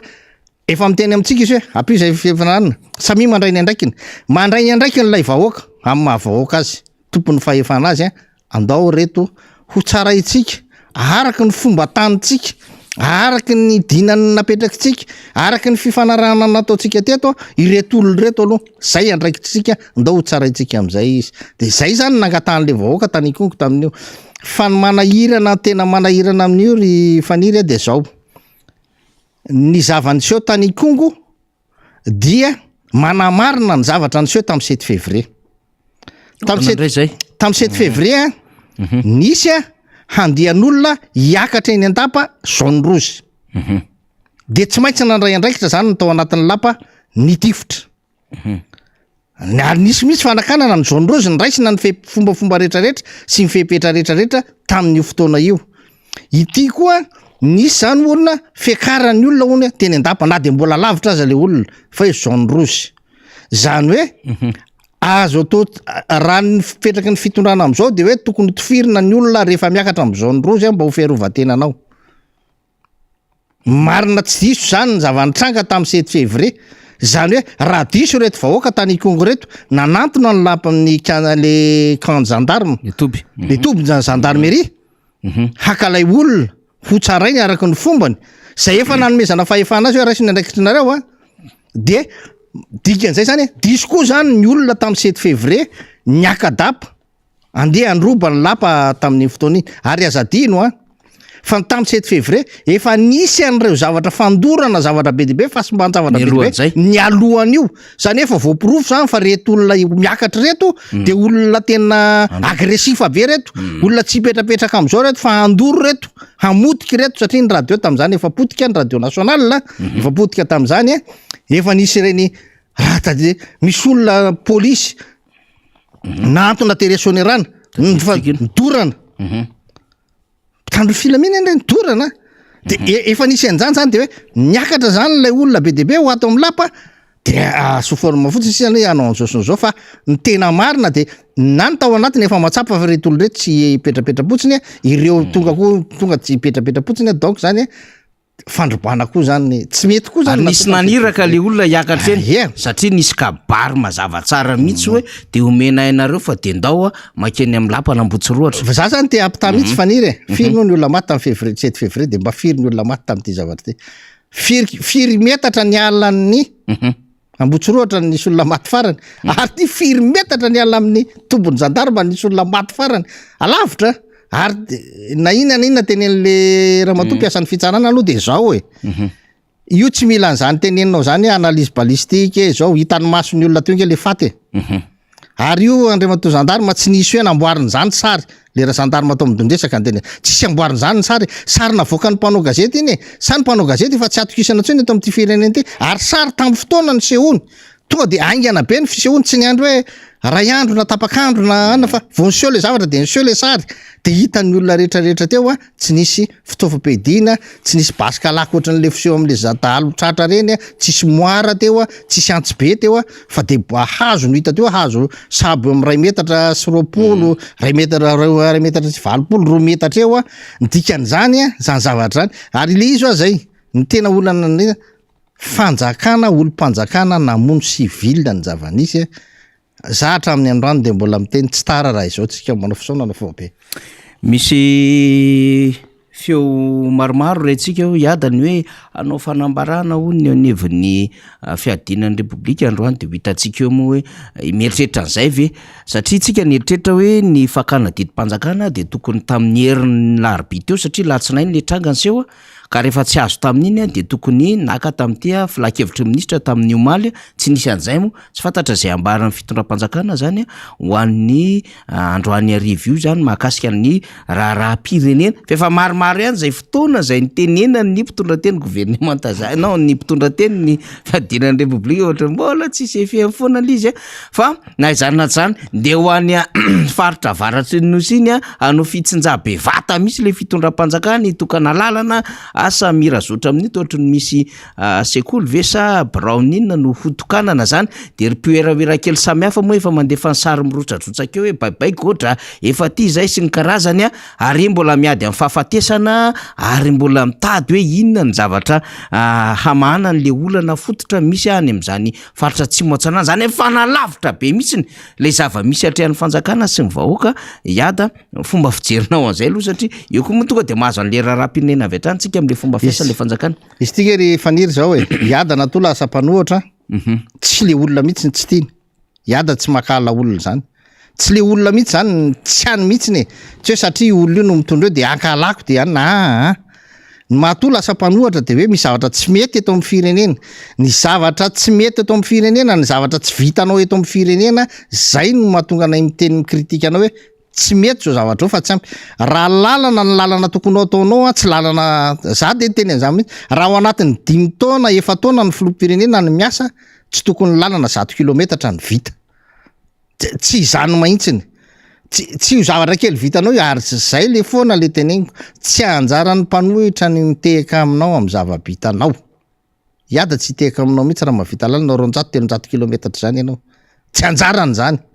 ny anjarany de manohitra iny zany manohitra milaza ny zavatra tsy vitanao mampatsiahanao hoe mbola kely balitsika kely inge ohatry ny lompanjaity ty zavatra vitanao ty fa ny tsy vitanao ny teneniny misy zavatra tokony ataonao amin'ny firenena raha farafakeliny tokony mba farafakeliny raha ohatra 5 taona nitondrany zany 4 taona nitondrany zany ianao mba 100 kilometatra ny total ny lalana vitanao eto Madagasikara zany no zavatra teneniny zany ny mitehaka anao de anjaran'ny olona manodidina anao anjaran'ny olona ny fidy anao raha tsy ampy anao fitiafan'ireo de io efa ataonareo maka olona manampy azy karama mitehaka io fa ny mpanohitra aza terena hitehaka anareo lasa tsy mahavita ny asany ny mpanohitra raha anao anjany satria ny asan'ny mpanohitra de miteny anareo hoe misy ianao raha hitako ianao nareo mpitondra fanjakan'ireo na miakanjo tsara tare takin'inny ianareo na mety takin'inona ny fitafianareo tsy hidokanareo am'zany mihitsy fa raha mivilana ny bokotra akanjonareo tonga de miteny hoe vilana le bokotra akanjonao fa amboara satria zay ny asan'ny mpanohitra ny zavatra kely tsy mety ohatr' zany no asan'ny mpanohitra satria iny kely tsy mety iny no tena manimba zavatra manimba n'lay bogositeanao rehetrarehetra tsy ina lay bokotra tsy mifanitsy iny de za zany miteny am'izay fotoan'zay mamboary n'lay bokotra akanjonao izany no asan'ny mpanohitra tsy mijery arina tava tsy mila mandokandoka tsy mandokandoko zany ka raha za raha mbily be voe mara ny lalana vitanao zako miteny anao tsy tehaka aminao am'zany mahitsy ny aiko zaza miteny aminao mampalahelo de io fotsiny ve mba vitanareo io fotsiny ve mba vitanareo ny vola ny entretien routier misy ao ny entretien routier tsy mandeha aiza ny vola ny entretien routier hampanaovy entretien routier reo olo reo ary reo olana anao entretien routier mitaky ny volany mba omeny volany zany ny resahana aminareo aza-pidinanareo fahambaraka ny firenena malagasy hoe tsy mahalotrosa fa aloavo otrosan'olona mba hitenenan'ny olona hoe fanjakana malagasy a tena malovola ara-dalàna fa lasa zao ny fontonana malagasy tsy mahalotrosa tsy mahalo borsa tsy mahalo karamampiasa tsy mahalo karaman'ny olona nanao asa tamin'ny firenena nefa navita ny asany ny kipitsipitsiny rehetrarehetra ny resaka administration rehetrarehetra anjaran'ny fanjakana fitao araky ny tokony ho izy aza atao fantatry ny olona zany hoe misy manahira na misy sarotra misy tsy hay lasa mahamenatra zany satria ny olona tonga amin'ny fitondrana tokony olona compétent tokony tsy arenesana an'izany feo zany ary za de mbola mitenenareo amin'ny mampanohitra aza atao misy fantatry ny mpanohitra ny zavatra tsy mety ataonareo fa lasa izay no mampatanjaka ny mpanohitra mitsikira fa rehefa milamina ny zavatra ataonareo rehetrarehetra de tokony tsy anakotenenina ntsony ny mpanohitra zay ny tedavitsika mikombona ny vavandriada satria milamina be ny firenena mandeha araky ny tokony izy vita ny lalana 10,000 kilometatra vita tara zany nge ny tedaviny ny ampahatonga anareo hiasa mafy bebe kokoa no hitenenana anareo hoe kely loatra le vitanareo ka raha izanareo io lalana kely fokely io tsy tena miteny aminareo tsy manao fety be amin'ny tokana fa tsotsoroko ny fitokanana satria mahamenatra io ve ny lalana mba vitan'ny firenena anatin'ny efataona 10 kilometatra mahery kely io zany mba lava indrindra hoa efa niteneniko maly mako zay le izy faniry le 200 metra ny pavé kely maromaro tsy lalana ohatran'io a tsy io fotsiny lalana eto amin'ny firenena ny lalan'ny firenena tokony ngeza be ny zava-bita tokony hoe isa-taona mahavita ohatra hoe 10 kilometatra na 20 kilometatra io nge mbola rehefa jerenao nge io tsy volan'ny fanjakana tsy anina fa de mbola ry amin'ny fiafarana io de ny vahiny ko nanao an'io angambandra ohatra hoe tena hoe fakafakany io fa sy tsika moa zany tsy de tena hiditra an'izany fa mitenentsika fotsiny de zao hoe fanjakana misy a ny zavatra atrehany eto vita io lalana io aveloa moany rehefa vita fantatra efa vita fa misy zavatra tsy vitanareo a zay atao fidiran'ny mpianatra zany tena lasa resaka tsy mandoa droit d'entrée ny mpianatra anefany mandoa cotisation zany nge zavatra tsy ihany zany hoe atao apahibe maso hoe tsy mandoa sara-pidirana ny mpianatra rehetrarehetra atsy ambadika nefa tenenina ny école hoe fa asay mandoa cotisation ny mpampianatra ny mpianatra ray aman-dren'ny mpianatra manampiana vidianana lakre manampiana vidianana fitaovana kely ampiasaina amin'le sekoly tsy andraikitry ny ray aman-dren'ny mpianatra zany tompoko fa raha hoe 0 ariary ny budget na fretena any amin'ny enseignement de marina fa misy bola be amina miliara nge nomena ny enseignement hoe atao fampandehanan raharaha ka ina indray ny antony andoavan'le ray aman-dren'ny mpianatra vola ary fataro tsara fa ny vola alohan'ny ray aman-dren'ny mpianatra reny nge tsy hoe akory raha tsy mandoa le ray aman-dren'ny mpianatra de hoe gratuit le izy na hoe maimaimpona tsia efa voalohan'ny vola io satria efa nandoa hetra izy fony izy nandoa hetra de efa naloha vola hianarany zanany zay ny nandoavany hetra mba hikarakarana ny reny raharaha tatanany ny fanjakana nge mitatana fotsiny ny vola nomen'ny vahoaka isiny ny fampianarana tsy andoavam-bola intsony satria efa vola tamin'ny hetra fa rehefa mandoa vola iny ny ray aman-dren'ny mpianatra amin'iny de lasa mandoa vola fanoroany izy zany ohatray tsisy afany any amin'ny hôpitaly so dinareo mieritreritra hoe makany amin'ny hôpitaly ianao de hoe le tonga voalohany iny de hoe maimaim-pona tsy maimaim-pona zany iny efa nalohanao vola iny efa voalohanao vola atry ny ela iny satria anao olona mandoa hetra na ny karaman'ilay filoham-pirenena na mianao an'iny ary efa voalohanao na ny karaman'ny dokotera miasa rehetrarehetra efa voalohanao io trambe hôpitaly io ianao no nanao an'io tamin'ny volanao efa volanao daholo na havitanan'io rehetrarehetra io fa raha mbola saina mandoa vola ianao tonga amin'ny hôpitaly vola fanoroany zay ilay ampandoavina anao ery amin'ny kesy iny ary raha mbola sain'le dokotera mandoa vola ndray anao amin'le fandidiana vola fanotelony zany zay izany zavatra zany ny tsekena satria zany zavatra zany de endrika risirisy daholo zany zavatra zany ka eto amin'ny firenentsika tokony efa miteny ny fanjakana hoe mandraisa samy andrainy andraikitra ny gendarme no tena miteny an'izany lehibe ny gendarme hoe tokony samy andrainy andraiky ny vahoaka mitandro de zako mihitsy miteny eto hoe tokony andray andraikitra ny vahoaka tsy andraikitry ny mpanohitra ny mitarika olona midina an-dalambe rehefa tsy faly tsy andraikitry ny mpanohatra zany fa ny mpanohitra miteny hoe zao ny tsy mety fa andraikitry ny vahoaka ny mijoro rehefa misy zavatra tena tsy zakany tsony eo amin'ny fiainan'ny firenena de miteny raiso ny andraikitry nareo ry vahoaka raha mahatsapy nareo fa mafy ny fiainana siana raiso ny andraikitry nareo sahaza nareo ohatry ny atsony ny gendarme nareo hoe raiso ny andraikitry nareo amin'ny asanjolahy raiso ny andraikitry nareo amin'ny fiarovatena amin'ny mpanentaka amin'ny tsy fahamarinana amin'ny insécurité rehetrarehetra raiso ny andraikitry nareo za koa miteny anareo raiso ny andraikitry nareo am'izao vidim-piainana miakatra be zao ny fahitana an'le izy manko zany iada le fihetsiky le fitondram-panjakana am'le zava-misany tsy monosy io zany satria ny tsimga iny tsy moatsinana ny kongo zany lalana ny faritra tsimona izy de sy le fomba fihetsiky le fanjakana manoloana le zava-misy am'izao fotoana zao de misy fomba fitenenana zay pusillanime na hoe zany hoe efa ambony lavitra noho n'le hoe fatahorana l'izy na le peur zany zay misy l'izy pusillanime zany le fanjakana tsy manana an'le courage le fanjakana tsy manana tsony am'ilay hoe tena fahasahiana hialika an'le zava-misy fahatapa-kevitra zay zany le zava-misy misy am'izao fotoana zao fa ny hitantsika zany de fanjakana kanosa zay manko le tena ambony lavitra noho le tahotra manko le kanosa de zay madikana izy le pusillanime zay mihitsiny de pusillanimité zany zany hoe le toetra an'le olona le caractère an'le olona le pusillanime le izy le olona le miala andraikitra le mitsokatsoka tsy samytsofa le lasy manoloana an'le zava-misy de ohatra ny zamy misy le zava-misy ny kongosy ihany am'izao iainantsika zao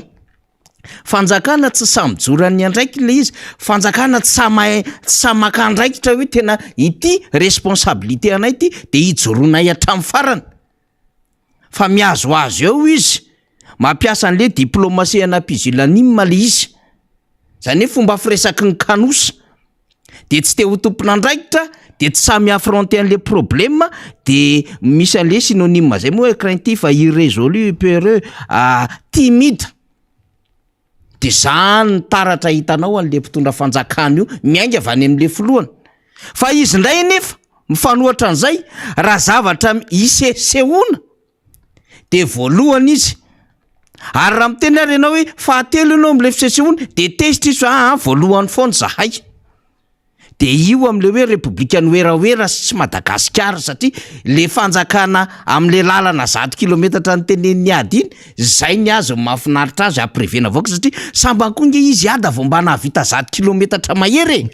satria nitokana anatra am'izay 200 metatra 400 metatra 400 metatra 1 kilometatra 2 kilometatra tetezana 15-20 metra de tam'ty zany mbona nahavita kely an'le hoe 500 enina 500 kilo ndao rakaprefena nentina daholo ny artista rehetrarehetra fa le tena tokony hijoroana zany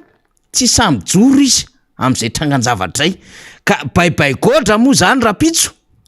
zay zany no ahoraka hoe baibaigodra mbilobe voemary fa io efa manomboka mamola bava ny olona hoe baibay rajoelona anomboka eo am'le 9 septembre 2022 le baibaigodra fa anomboka ihany koa le baibay rajoelona satria anao comptarebouro am'izay zany manomboka aty am 2023 zay le fandehan-javatra io ka satria ianao an'le pusillanimité de le tena kanosa loatra de tsy samandray andraikitra de lasa ny fiarahamonina no fanitseny amin'ny sehatra misy azy de ianao nefa tsy te hijoro am'izay fa chef district sy ny directeur régional la sécurité publique raha ny esorinao de hafahafa be ny any izy ozy tonton Raoilté hoe ny sakany anao nataony de ny karo ny voatafadrambo zay mihitsy le zava-misy eto Madagasikara io iada de zay le antsitsika an'izy hoe le toetra n'olona kanosa le tsy samandray andraikitra le mitsoka andraikitra zany ny zava-misy am'izao fotoana zao de efa ambony be mihitsy zany fomba fanehoantsika n'zany fomba fiteny zany asana mba ho takatra zareo zany am'le hoe tena efa mazana ange zany zavatra fa ohatrany za mihitsiny maninona ny vahoaka ny avelanareo irery fa ianareo lasa mifaly zay mihitsy faniry le tena olana zany am'le fitondrana ty tsy tena za samy miteny hoe tsy mahay politika tsahako miteny an'izany satria inona no mahasaiko miteny an'izany hatramin'ny androany a tsy hitantsika mazava hoe inona ny politika napetraky ny fanjakana eo amindrefy ny lafi ny fandriam-pahalemana. Tsy le fa hoe fametrapetrahana kely poste avancé, fandefasafasana kely gendarme tsero, fametrahana puce kely amin'ny kavinomby, tsy zany le tiako tenenina fa tena le plan ara-dalàna mihitsy hoe zao ny traiany endriky ny ataotsika ifehezantsika ny fiarahamonina mba tsy sinny tsy fandriam-pahalemana. Zany tena tsisy. Tena ilazako an'izany kosa de ohatran'io zary zany mbola mampirisika ny fitondrana am'izao a. Tena raha tena olona anao politika ianareo a, ajanony lay fitokanana makotrokotroka be ho ataonareo amin'io lalana tsy ampy 200 kilometatra io. Satria fataro tsara fa 200 kilometatra io tanatin'ny efa-taona no nanaovanareo anazy a, de miteraka olana ngeda be io fa tsy ambily be vohemara rery Madagasikara. Raha vao manao eraera be amin'io nareo de miteraka fahasorenana ho any amin'ny faritra hafa zay miaina ao anaty fotaka, satria anareo hiteny hoe baibaigodra ny any amin'ny magodra be. Zay le olana. Ny any aminy ane mbola magodra be, baibaigodra hoana, any ambily be vohemara ny baibaigodra fa eran'ny Madagasikara mbola anaty godra. Ary anaty godra tanteraka mihitsiny. De lasa sorena le olona anaty godra hoe baibaigodra hoana fa nga ny andreriny Madagasikara fa ny anay ty ahoana. Mifaritra be dehibe ny magodra eto Madagasikara am'izao fotoana zao a, mba tsy sin'ny fifampelonana eo amin'ny samy mpiarabelona. De za de miteny hoe mety atao mangingina ny fitokanana ny zavatra io, tsy atao zavatra makotrokotroka be ohatran'io. Fandanimbola be zany a, zay ny tena tsy mety satria fataro tsara fa amin'ny fotoana hanaovanareo an'io etsy amin'ny hôpitaly misy olona na paracetamol raha tsy hitany na sy mety dinina raha tsy hitany amin'ny aretim-bavoniny. Tsy laza ny resaka momba ny hoe ahoana ny resaka momba ny insuffisance rénale zay efa tsy mahita tsony an'ireo resaka momba ny fanaovana ny dialyse sy ny karazany zay ilaina vola. Raha misy vola ahafahana manao fitokana ny zavatra ngeza be ohatr' zany a, io ranga vola efa nomen'ny communauté internationale nanamboarana an'io avelo io aloha. Fa ny hain'ny malagasy avoty aty amin'ny lafiny maro rehetrarehetra. Fa raha manana 1 milliard 2 milliard anaovana an'io fitokanan'io, ny mpianatra ireo be dehibe miditra mianatra. Sahirana ny ray aman-dreny na amina vidina kahe na amin'ny vola afandoha. Maninona tsy hifanampiany zany? Ny any tsy le hoe anareo mifety ny olana e. Za tena miteny an'izany. Fantatro raha teo anareo olona mpifety hatramin'izay tamin'ny kapila mangirana. Ahoana moa no teneniko hoe tsany fa za amin'ny politika ho de misy tokony fifandanjana amin'ny fikarakarana ny faritra rehetrarehetra. Ka raha misy tsy fifandanjana eo amin'ilay zavatra natao de aleo atao mangina aloha. Atao mangina aloha satria lasa tsy io faritra raha io de raha ohatra ka aloha mbola manana 200 kilometatra nareo tokanana amin'ny herinandro. Manana 200 kilometatra tokanana amin'ny herinandro. Zany ane tokony izy faniry. Eto Madagasikara ny décentralisation zany tokony natao. Zany tsy herinandro tsy ray volana ary zany teneniko amin'ny olona, za miteny amin'ny pomba ny fitondrana, tsy mila ampianarina an'izany le mpitondra, tsy mila tenen'ny mpanohatra an'izany. Miteny zavatra tsy nataony zany nanomboka izy nandray fahefana ka hatramin'ny androany. Ho ampianarinao ahoana indray izy. Za tsy tena miteny mihitsy ny an'izany hoe tsy antso fotoana ntsony zao eritreretana fa ampianarana azy. Tsy possible. Efa taona mahery. Aleo mijery solution hafa mihitsiny. Zako de miteny an'izany aleo mijery solution hafa. Fa ny ako teneko amin'ny fanjakana de zao sady mamarana ampidiny dolo daholo areo zavatra rehetrarehetra am'seho reo. Izany no antony mahatonga anay zany miantso anareo. Ary tsy reraka miantso. Andao anao fikoanan-dom-pirenena.